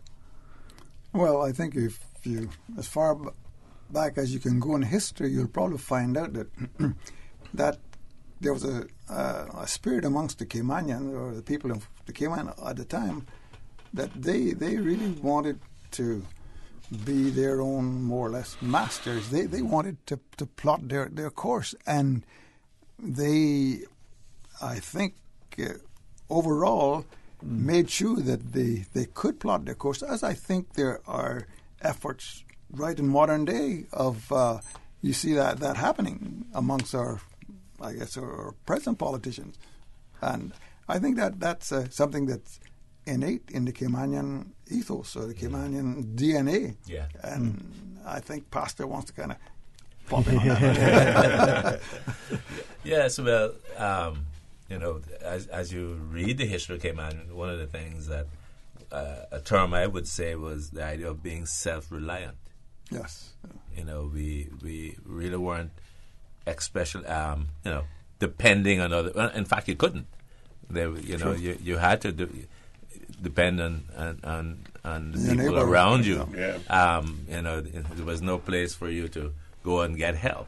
And of course, that plays out in so many ways and so many things that we are, I think, as a people, where we learn to fend for ourselves. Some of the trends that we see today, we know things have changed. But, people my age growing up, there were no such things as NAU, as social services, to help you. You had to help yourself. Yes, your neighbors would help you, but you depend on your family. Families were expected to take care of their own. And so it wasn't the government to be responsible for your mother and your father. Or your grandparents. Or your grandparents, Mm-hmm. You had to... and it was expected. It was just a normal thing to do. They took care of you when you were growing up. And then maybe when the roles reversed and they needed your help, then it was expected that you would do that. Yeah. Yes, sir. I think, as I might use the old people term, I think that sort of process, that responsibility was pounded into us. Yeah. Where I'm not sure it's being done today, but I can remember my mother saying to me, and I guess I couldn't have been more than 6, 7, 8, 9 years old, when you grow up, you're going to have to help us to take care of us. Yeah. And, bless her heart, she... Even before that, I can tell you this, that I was about 9 years old, and I used to work with Captain Harry. Placing up his cows. We used to work with him and placing up his cows. We were making, a shilling a week. Yeah. And that's about 20 cents. Yeah. Today's value. Yeah. Well, as I listened to Mr. Loxley, you were on the same page, and that we would look back to that era then, right? The resolve and the resilience that Pastor referenced. Perhaps there was a greater expectation then. What's the scripture? Don't let them despise you because of your youth. Yes. Right? Mm-hmm. Was that more embraced then than now, where the young person today, right, would say, go out there and want to exhibit a sense of independence, want to demonstrate that they can do this thing? Back then it was expected, accepted, and encouraged. Now it's when you're too big for your britches.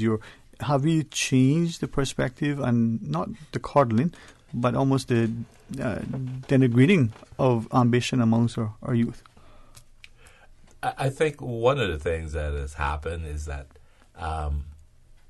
people would say, well, things were tough for me and I want to make it easier for my children.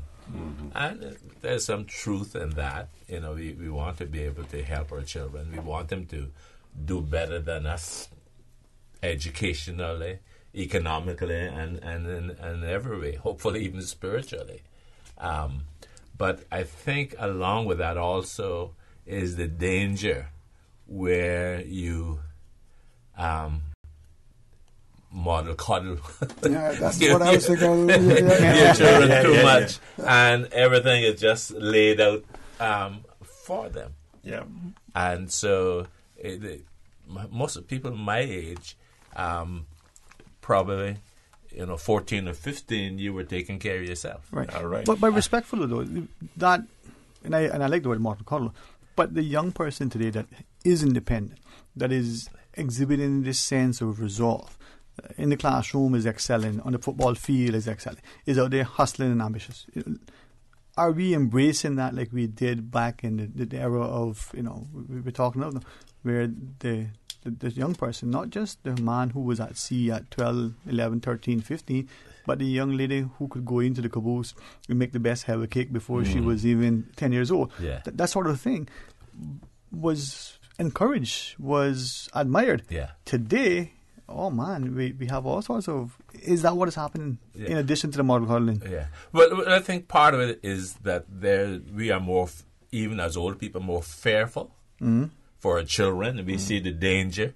I was talking to my cousin the other day and saying, we would take a dory and we were about 10 or 11 and we would go from morning until afternoon. No, that's right. Today, if my grandchildren, 11 or 12, talk about going on a boat by themselves, maybe would, fear would kill us. Yeah. So what happened? They wouldn't permit it. You wouldn't permit it, and I guess rightly so, perhaps.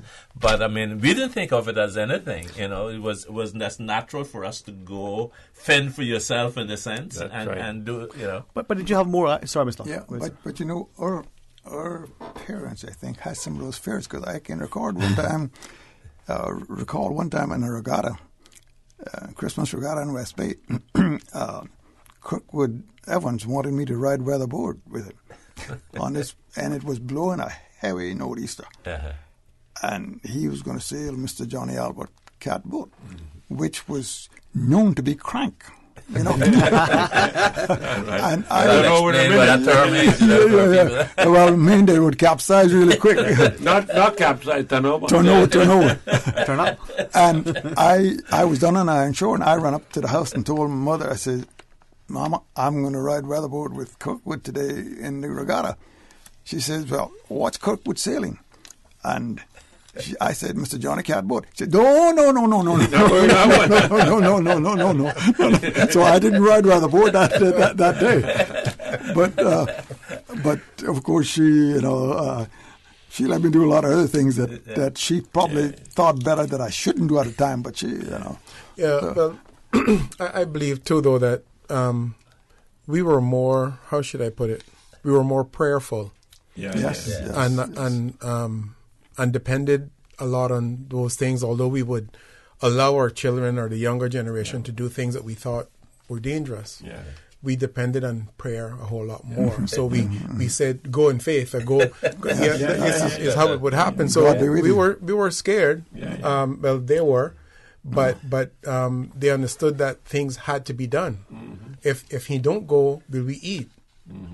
So go, but go in the name of God, my son. And a lot of times, your parents would have a little prayer with you before you leave, and if you were doing things like that. I mean, it was so beautiful how we were so in touch with God back then. Yes. As today I don't see the children going to the church and stuff like we used to do. And one of the things that I have to say was my favorite thing was when we were young and we went to what they call the young people church. Had the special youth meeting or youth. Yeah. And we used to go to visiting the old people, and we would go out and we would preach. Actually, Block, I remember that, and we were like part of the work of God. Yeah. And today it kind of hurts me to be not doing much of that anymore. Well, if I might pipe in here, Rupert and I are still doing a little bit of that. Yeah. We go around and visit some of the older folks. He got his guitar, and we sing them a few songs, and he's going to be singing a song for us when we come back from the news. All right, well, we'll pause and take a break, get our news, but when we come back, part of our Celebrate Cayman sort of focus here on this special C.I.Retro Talk Today. Please stay tuned for Talk Today.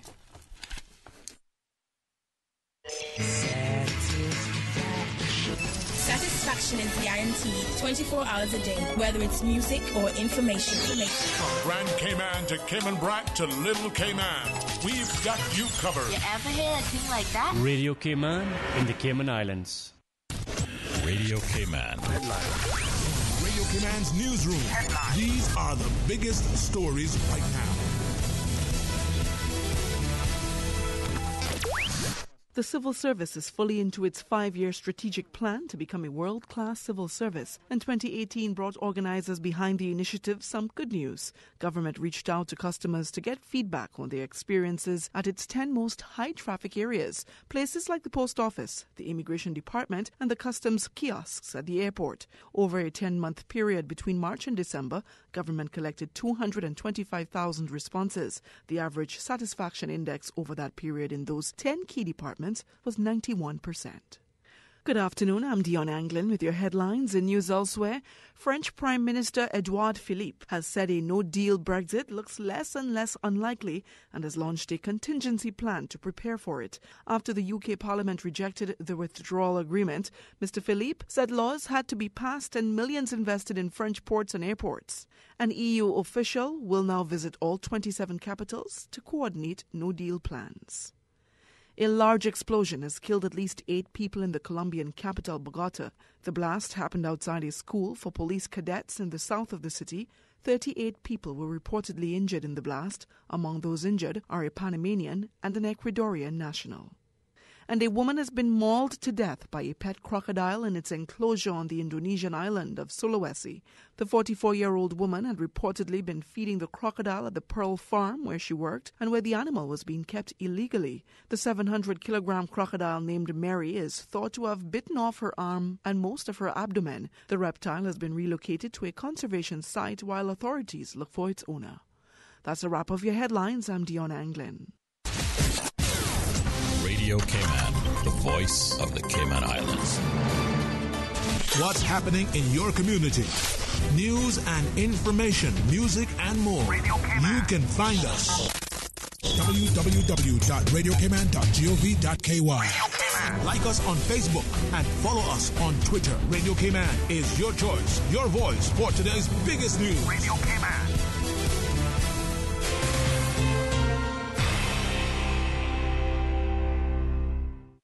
Whether you're planning your child's next birthday party or simply looking for a social night out, look no further than Kingpin Bowling at King Sports Center. With a range of packages and specials for bowling parties, socials, and corporate team building, Kingpin Bowling offers what no one else can. The only bowling alley in Cayman. And it's indoor fun, which means no mosquitoes, AC, and don't forget about their bowling bar. Book your bowling lanes today. Call 946-BOWL. That's 946-2495. Email kingpinbowling@candw.ky. For more information, visit their website, www.kingsportscenter.com. King Sports Center, providing your fitness, recreation, and relaxation needs. CUC advises participants in the Green Iguana Culling Program to exercise extreme caution around the CUC's poles and power lines, especially when extracting iguanas from trees or branches that are in close proximity to poles and power lines. Participants should keep all objects such as poles, sticks, or hooks away from any CUC equipment to avoid any electrical contact. For further information, please contact our customer service team at 949-5200 or via email at service@cuc.ky. Since 1993, Rotary Central has worked diligently each year to provide quality bus shelters to our community. A traveling convenience to our school children, the elderly, young people going to work, guest workers, and visitors using the public bus. We, Rotary Central, help you, our advertisers, make it happen. Your marketing dollar travels a far way. Positioning your message, your product, your services, your presence in over 83 bus shelters. Every dollar you spend, every advert you place helps to build another bus shelter, providing modest comfort for Cayman travelers. Reserve space now on the only billboard medium in the Cayman Islands. Email rotaryshelters@gmail.com. rotaryshelters@gmail.com. The Bus Shelters, a partner in community convenience. Another inspiration program by Rotary Central Cayman Islands. Hello, I'm Joseph Woods, the Acting Port Director. Our port facility is the hub of the Cayman Islands commerce and economic activity, handling $658 million in imported goods annually. From groceries to construction materials, all sectors of our economy depend on the port. But it is now 40 years old. Its infrastructure is degrading, and we feel the strain from insufficient space for both cargo and cruise operations. The time is now. A new expanded port facility is needed to allow both cargo and cruise to operate efficiently and to support our island's continued growth and development. Support the port, support our tourism, support Cayman's continued growth and development. Talk today. But I do have some questions. Talk today. Cayman Islands' foremost listeners' participation program. Talk today. Because there are more questions than answers. What the public is saying. Waiting to take your calls right now. Sterling Dwayne Ebanks.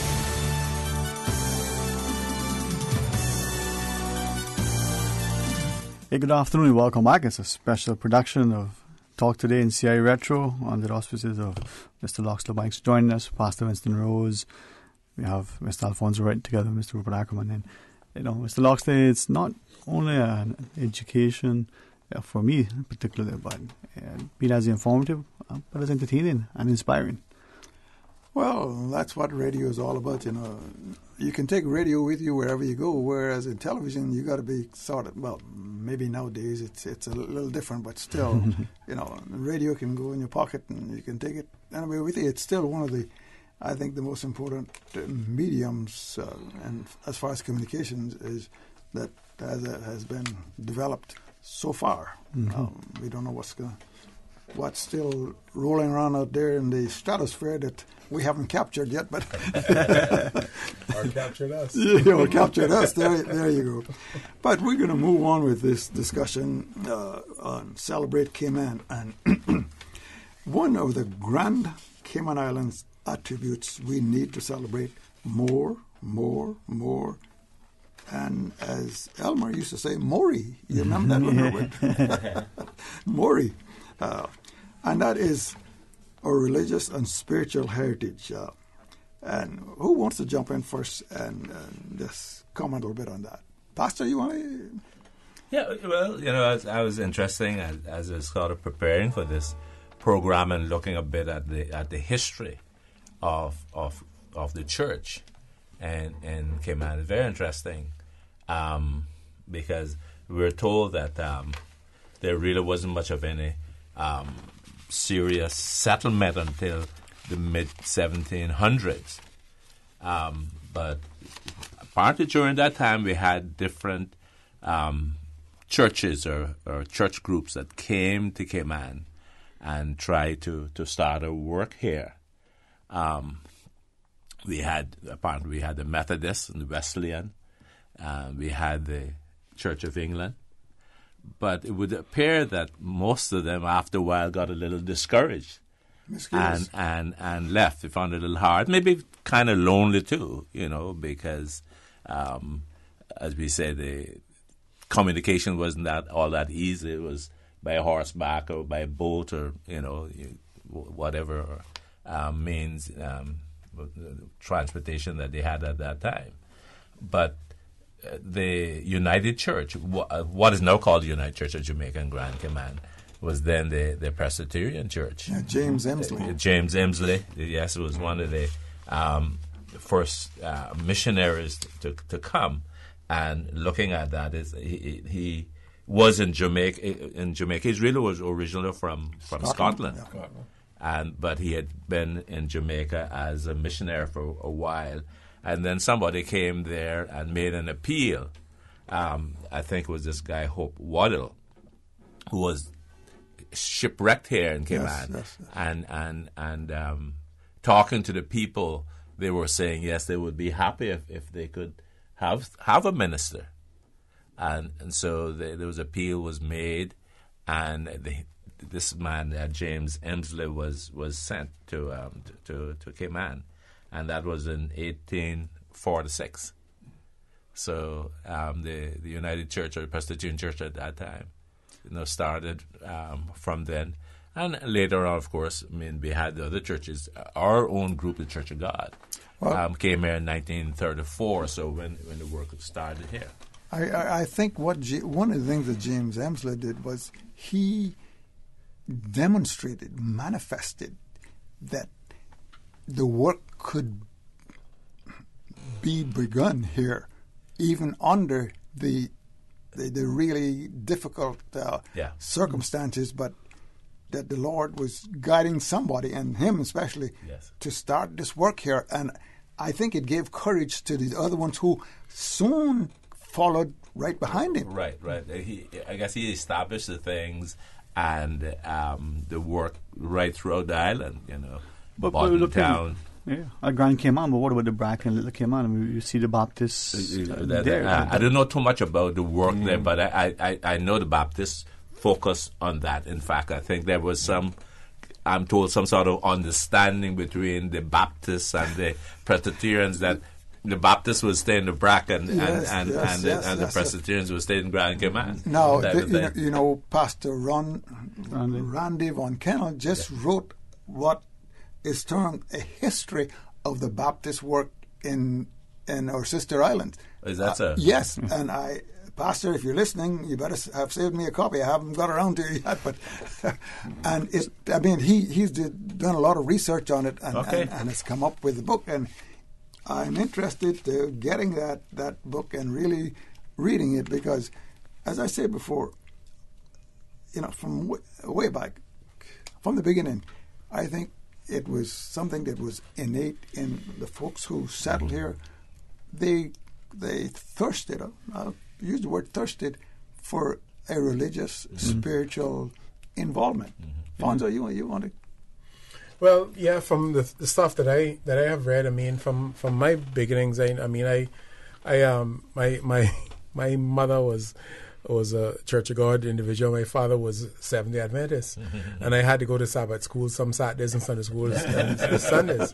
No kidding. Well, there was nothing for you to do on weekends but go to church.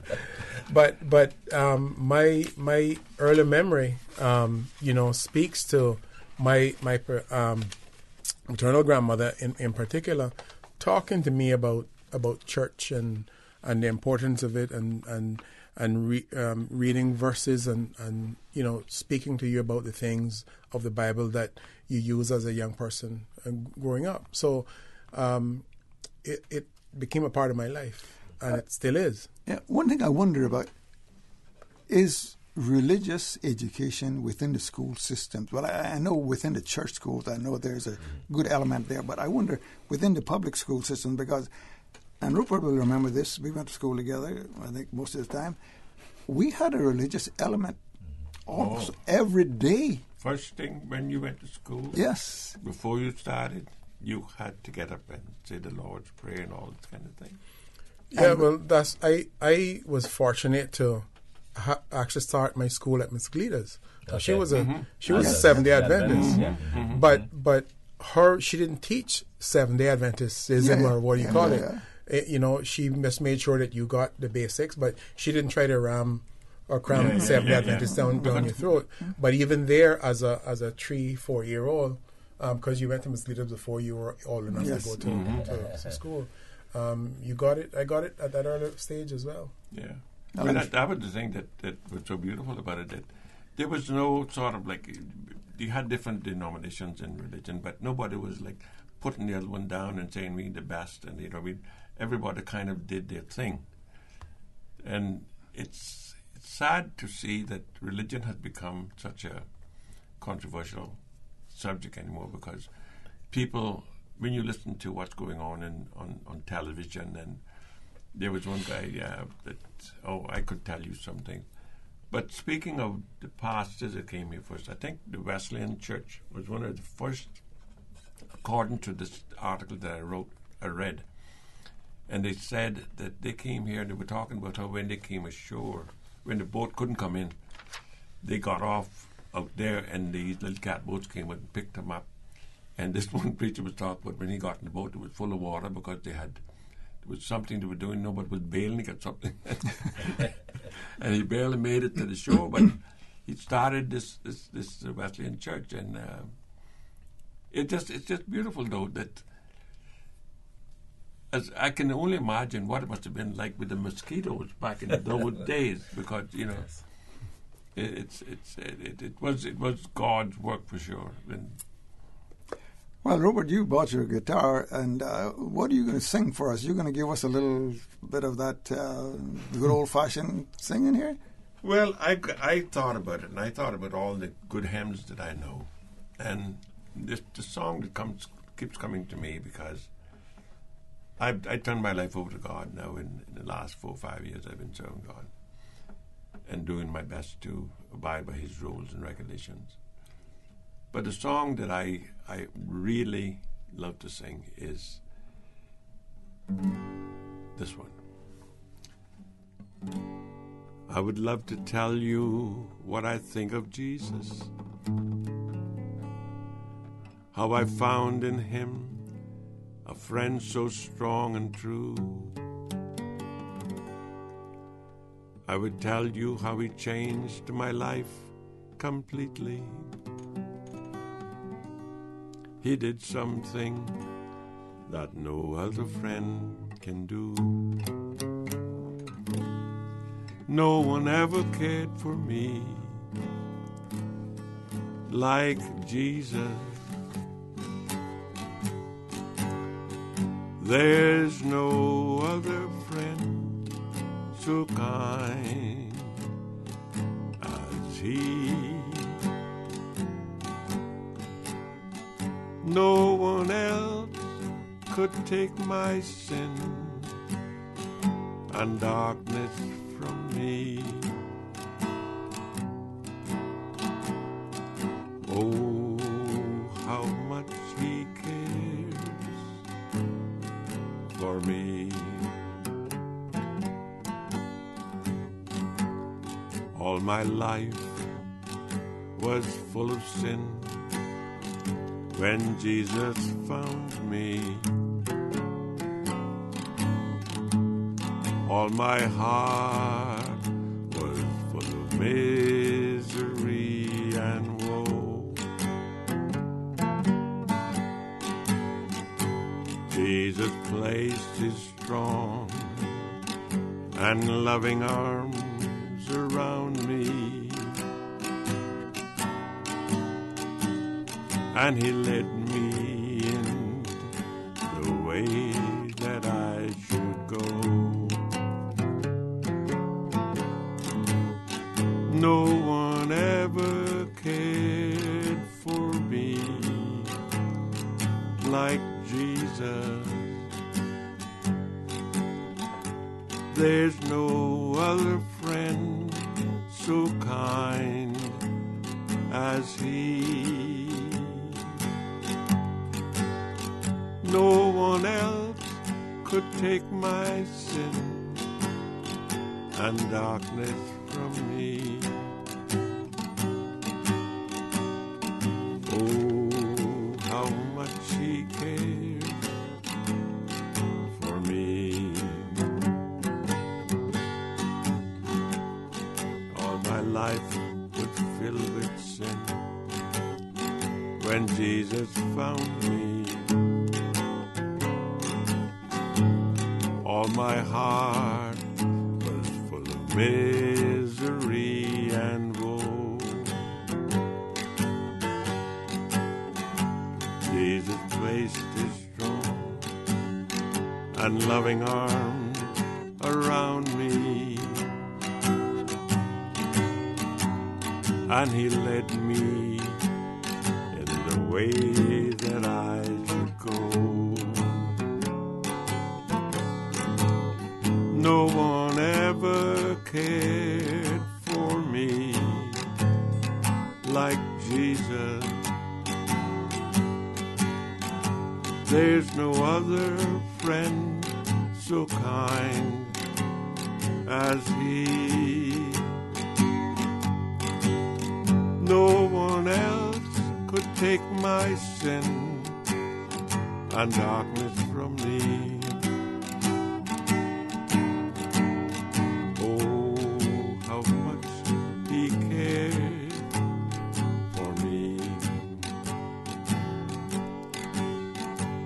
Every day comes to me with new assurance. More and more I understand his words of love, but I'll never know just why he came to save me, till someday I'll see his blessed face above. No one ever cared for me like Jesus. There's no other friend so kind as he. No one else could take my sin and darkness from me. Oh, how much he cares for me. No one ever cared for me like Jesus. There's no other friend so kind as he. No one else could take my sin and darkness from me. Oh, how much he cared for me.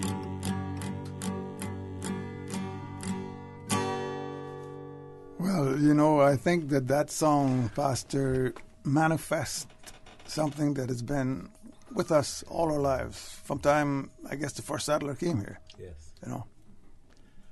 One of the, looking back at my own childhood, and you're talking about the role that the church and religion played in the life of most Caymanians, and I could say that I don't think that necessarily the majority of people claim to be Christian, but there are certain values that we had that were Christian based. Growing up, one of my earliest memories is in the early morning hearing my grandfather, Uriah Powery, quoting scripture. We would wake up. That was the first thing we would hear. He memorized a lot of scripture, so he would be quoting scripture and singing hymns. And I know that it had a marked impact on me, on my life. And so even when, going to sea and you drifting away from all of, it might be your moral moorings, that still had an impact. It had you anchored. You were anchored to a certain way. There's no way you could get away from that. And that is my concern today. We don't seem to have that, especially for young people. More and more of them are growing up without any kind of spiritual foundation. Because nowadays, most churches, you would hear that the challenge of even, say, Sunday school. Because in our day, the social pressures on you as a parent, you were considered a bad parent if you didn't send your children either to Sabbath school or Sunday school. But it's quite accepted now that Sunday's a day for us to go to the beach, and we talk about going on family outings and things like that. But the unfortunate part about it is that the children are not getting, as you say, probably in the schools, very little, unless you go to a church school or religious school, you may get. But for the regular public schools, they're not really getting what we would consider really biblical knowledge. And then we're not getting it at home because people are too busy to have family devotions in the morning or in the too tired in the evening after they get back to do it. So these are the things that are missing, and it's impacting us because whether we like it or not, who we are as Caymanians. We as those friendly people, the things that attract people to us. Our religious heritage had a lot to do with that. Right. People may not want to recognize it or not, but it did. And once we drift away from that, I'm afraid that a lot of those things that characterize us in the past will no longer be there. The basic honesty, friendliness, kindness, those are the things that were inculcated in us. And so if you leave those things behind, then it's going to adversely affect your society. And of course, more and more people are coming in from other cultures, other value systems, and things like that. So it's getting influenced. Yeah, and so it's important for us to. I don't think we need to be ashamed of who we are or who we were, and stand up for the things that we feel are right. And I know there's a lot of pressure being born on government and everything else to change things, and people are saying, well, you looked at as being narrow and intolerant. Yeah. But I think there's some things that you have to be intolerant about. Yes, and you have to stand up for it. You have to stand up. You got to take that Mr. Craddock spirit and meet it head on. And Mr. Wright, I'm not sure in this whole Celebrate Cayman process, are there any religious, spiritual elements that have been inculcated or coagulated in this whole process? Yeah, quite significant, Mr. Banks. And that in the beginning, the celebrations that we carried on, part of our mandate from the Premier, who handed down the responsibility for Celebrate Cayman to the Cabinet Secretary, Mr. Samuel Rose, was for us to, I like to say it this way, to take the message to all the people in all the land about the coat of arms story. And I hope I'm not stepping on anybody's toes here right now, but I do somehow feel that of all the Cayman communities throughout the three islands, that somehow or the other, Cayman Brac has been able to maintain a little bit more of the spiritual side of us. That I think that the local community there is still a little bit more intact, and kind of do things a little bit the old-fashioned way, And so the coat of arms motto of "We have founded it upon the seas." We actually, in the celebration that we took to Cayman Brac, a part of that celebration was called the "He has founded it upon the seas" element, where we had a religious concert. In the Brac, we actually brought in an international artist, but we had a lot of local talent as well in Cayman Brac that day, and we followed that up on the Sunday by what they consider old-fashioned church service over there. So yes, we did take that serious and made a part of our celebrations in the Brac. Of course, it's going to be coagulated in Cayman's process too, hopefully. Mm-hmm. Well, put him on the spot now, Mr. Banks. But maybe you're just making sure that we'll do something. Well, that's what we want to do, right, Pastor? The celebration's going until May, okay. And it's 12 months of celebrations. Okay. So I've taken your suggestion on board, and we'll keep you informed. Okay, and of course, as we said, that religious element is important to us. It's and you mentioned about the Brac having, you thought, a little bit more cohesive approach to that aspect. Mm-hmm. And Pastor Winston mentioned about the influences coming from offshore. And I think that is something that we really have to be careful with, get a handle on, and make sure that, hey, this is CI. And here's our parameters, and we don't try to narrow us down too much, because this is what has made us. This is what our foundation is built on. Yeah. And something too, Doc, that I sort of, when I think about it, and it's not a hard thing to do, but when we were growing up, we had dinner together. The family were there. Everybody sat at the table. And now today you seldom see that. The kids are given a couple of dollars to go into Burger King or going to them. And there's not that cohesiveness anymore that we used to have. Yeah, the family structure isn't what it used to be, and you're right. That was a big part of the foundation. Yeah.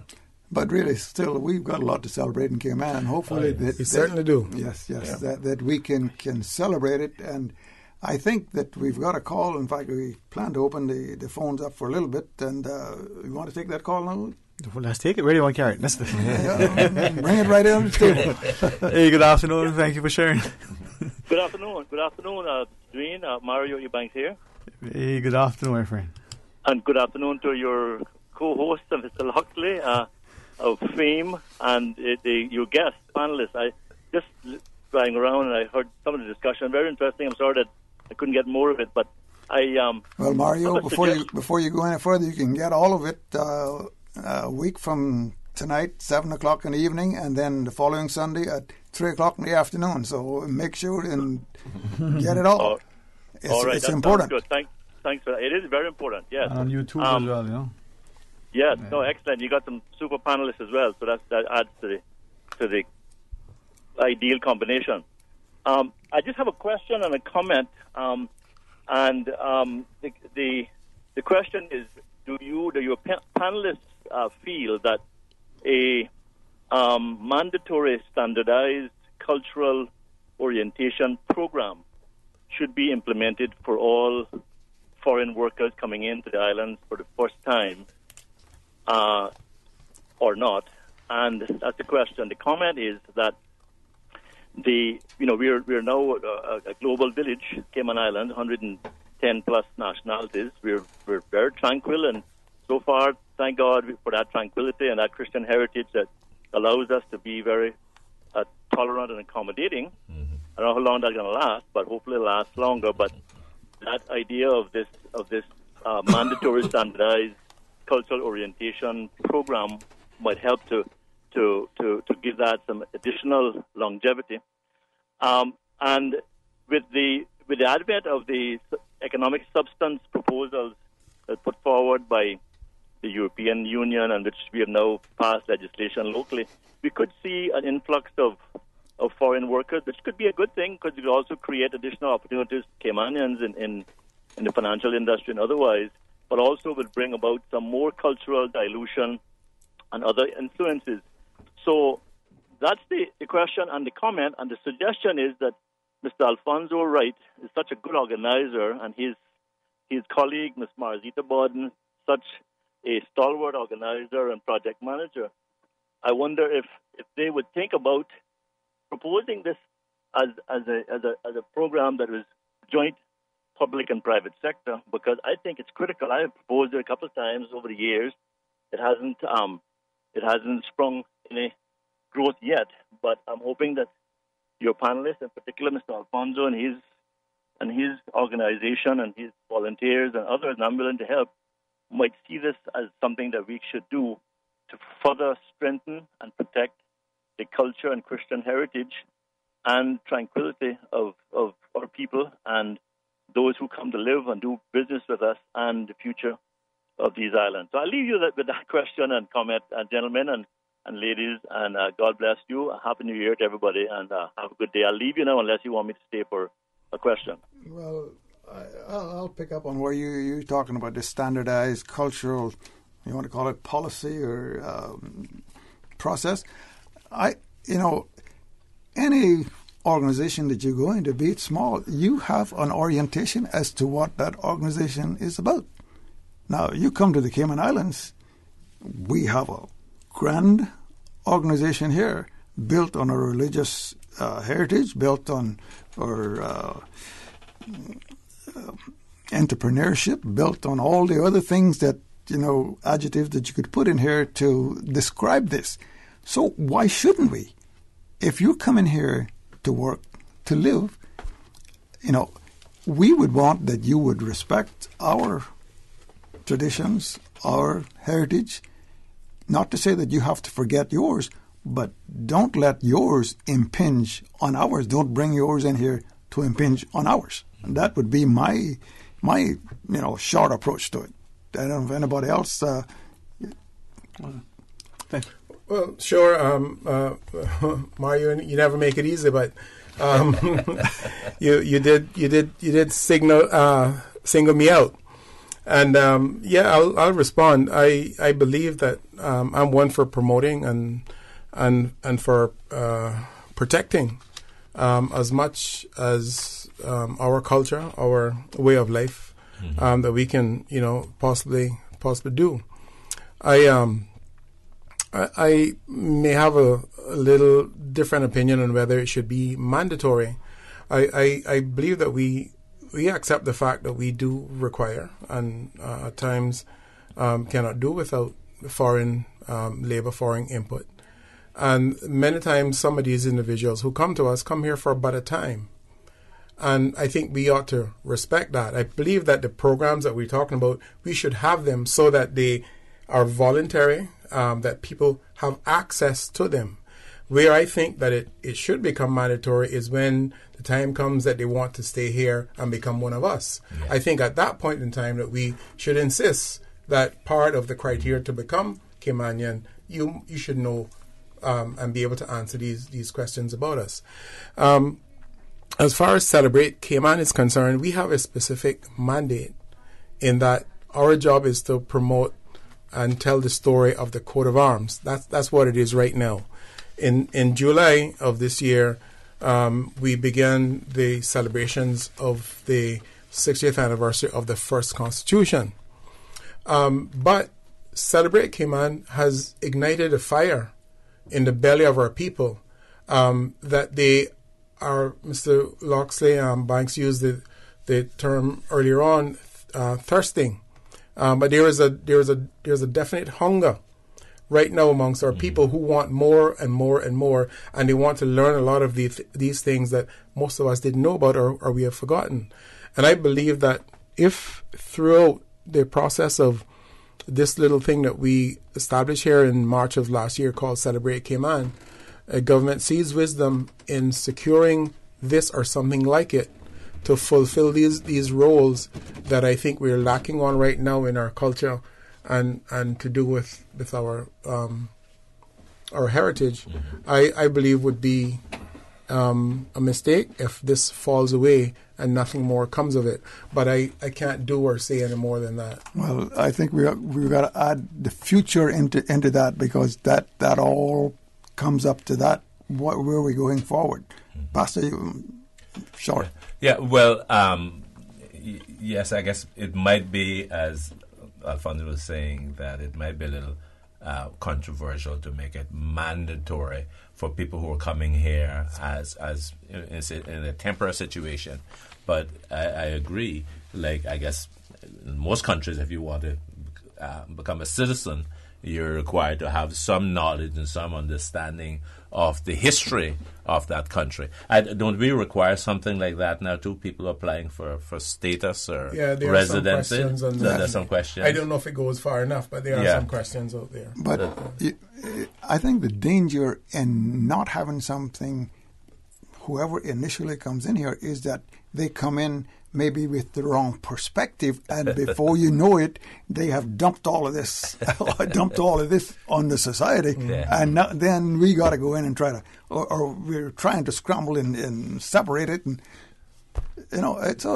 but I think we all got to do our part and sing Cayman, celebrate Cayman, and let them know who we are, and let's move forward. Rupert, you got any quick 17 seconds? I got two. One thing I just want to say that one of the things that concerns me right now is that I've heard talk about gay marriage and all that. I hope we never get to that stage where we but we're being, I think, influenced by other countries who pressured. being pressured, and I don't like that at all because, well, I'm not going to get into any detail about all that, but some of the things that bother me, things like when I see people who come here, we welcome them, we give them the opportunity to live here and stuff like that, and then as soon as they get a foothold, they talk about they want to change things. I mean, just recently there was a thing in the paper about the beach up in North Side, when some of the residents now who don't want the North Siders to have this little beach there with the thing, and they're protesting them and planning not to let them have the beach. These things don't work. You should be respectable about and respectful of the people of the island or the country you come to. I mean, I lived in the United States for 28 years, and when I went there, I abided by the rules of the United States because I respected them. And when people come here and they tell us what we should do and how we should do it, we have to somehow prevent that from happening, because that's what's destroying, our culture. Well, I think we've pushed some stuff out there that should sort of get people thinking. Dwayne, you got any final comments here before we try to wrap up things here? Well, Ms. Loxley, I think this, continued effort to not just celebrate Cayman, whether it's under the auspices of our government, has to be championed by citizenry. And as we look at who we are, we got to control the narrative to ensure that there's an accurate reflection, the good, the bad, the indifferent, to make sure that our people understand, respect, appreciate, champion, support, promote, and not let it be in the hands of, fill in the blanks. It's a beautiful place. We know that those of us who are traveling because of work or study, we seem to have this greater fondness and affinity for Cayman because we've maybe for the first time get to appreciate, what we have here, the many blessings and the little things that we take for granted.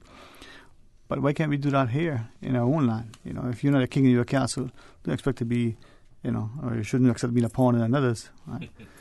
But thank you so much, Mr. Loxley.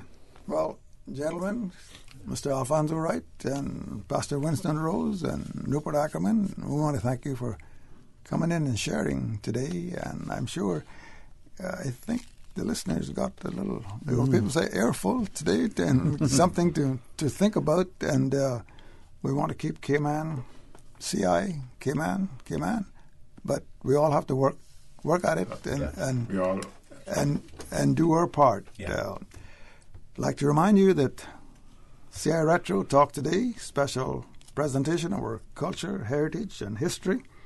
This program has been brought to you by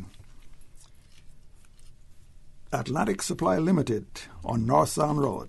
It's been brought to you by Eats Cafe, Legends Classic Grill, Yossi's Sushi, and also by Hell Service Station in West Bay, and by Flowers Bottled Water. And we thank our sponsors for partnering with us to get this out to the public, get these things out to the public, and there will be more on, of course, C.I.Retro Talk Today presentation in the future. And we urge you to keep listening when the next one will be on, and we'll be working hard to bring you something interesting.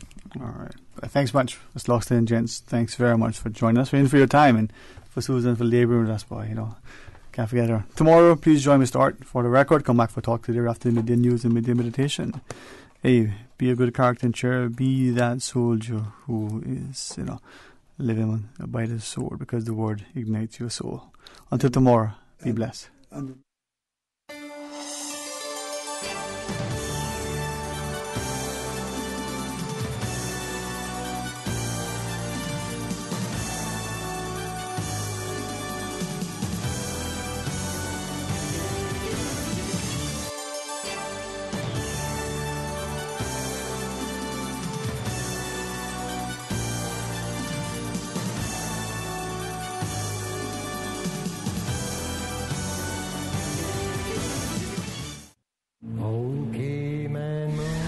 voice of the Cayman Islands, Radio Cayman. We love our listeners. Radio Cayman in the Cayman Islands.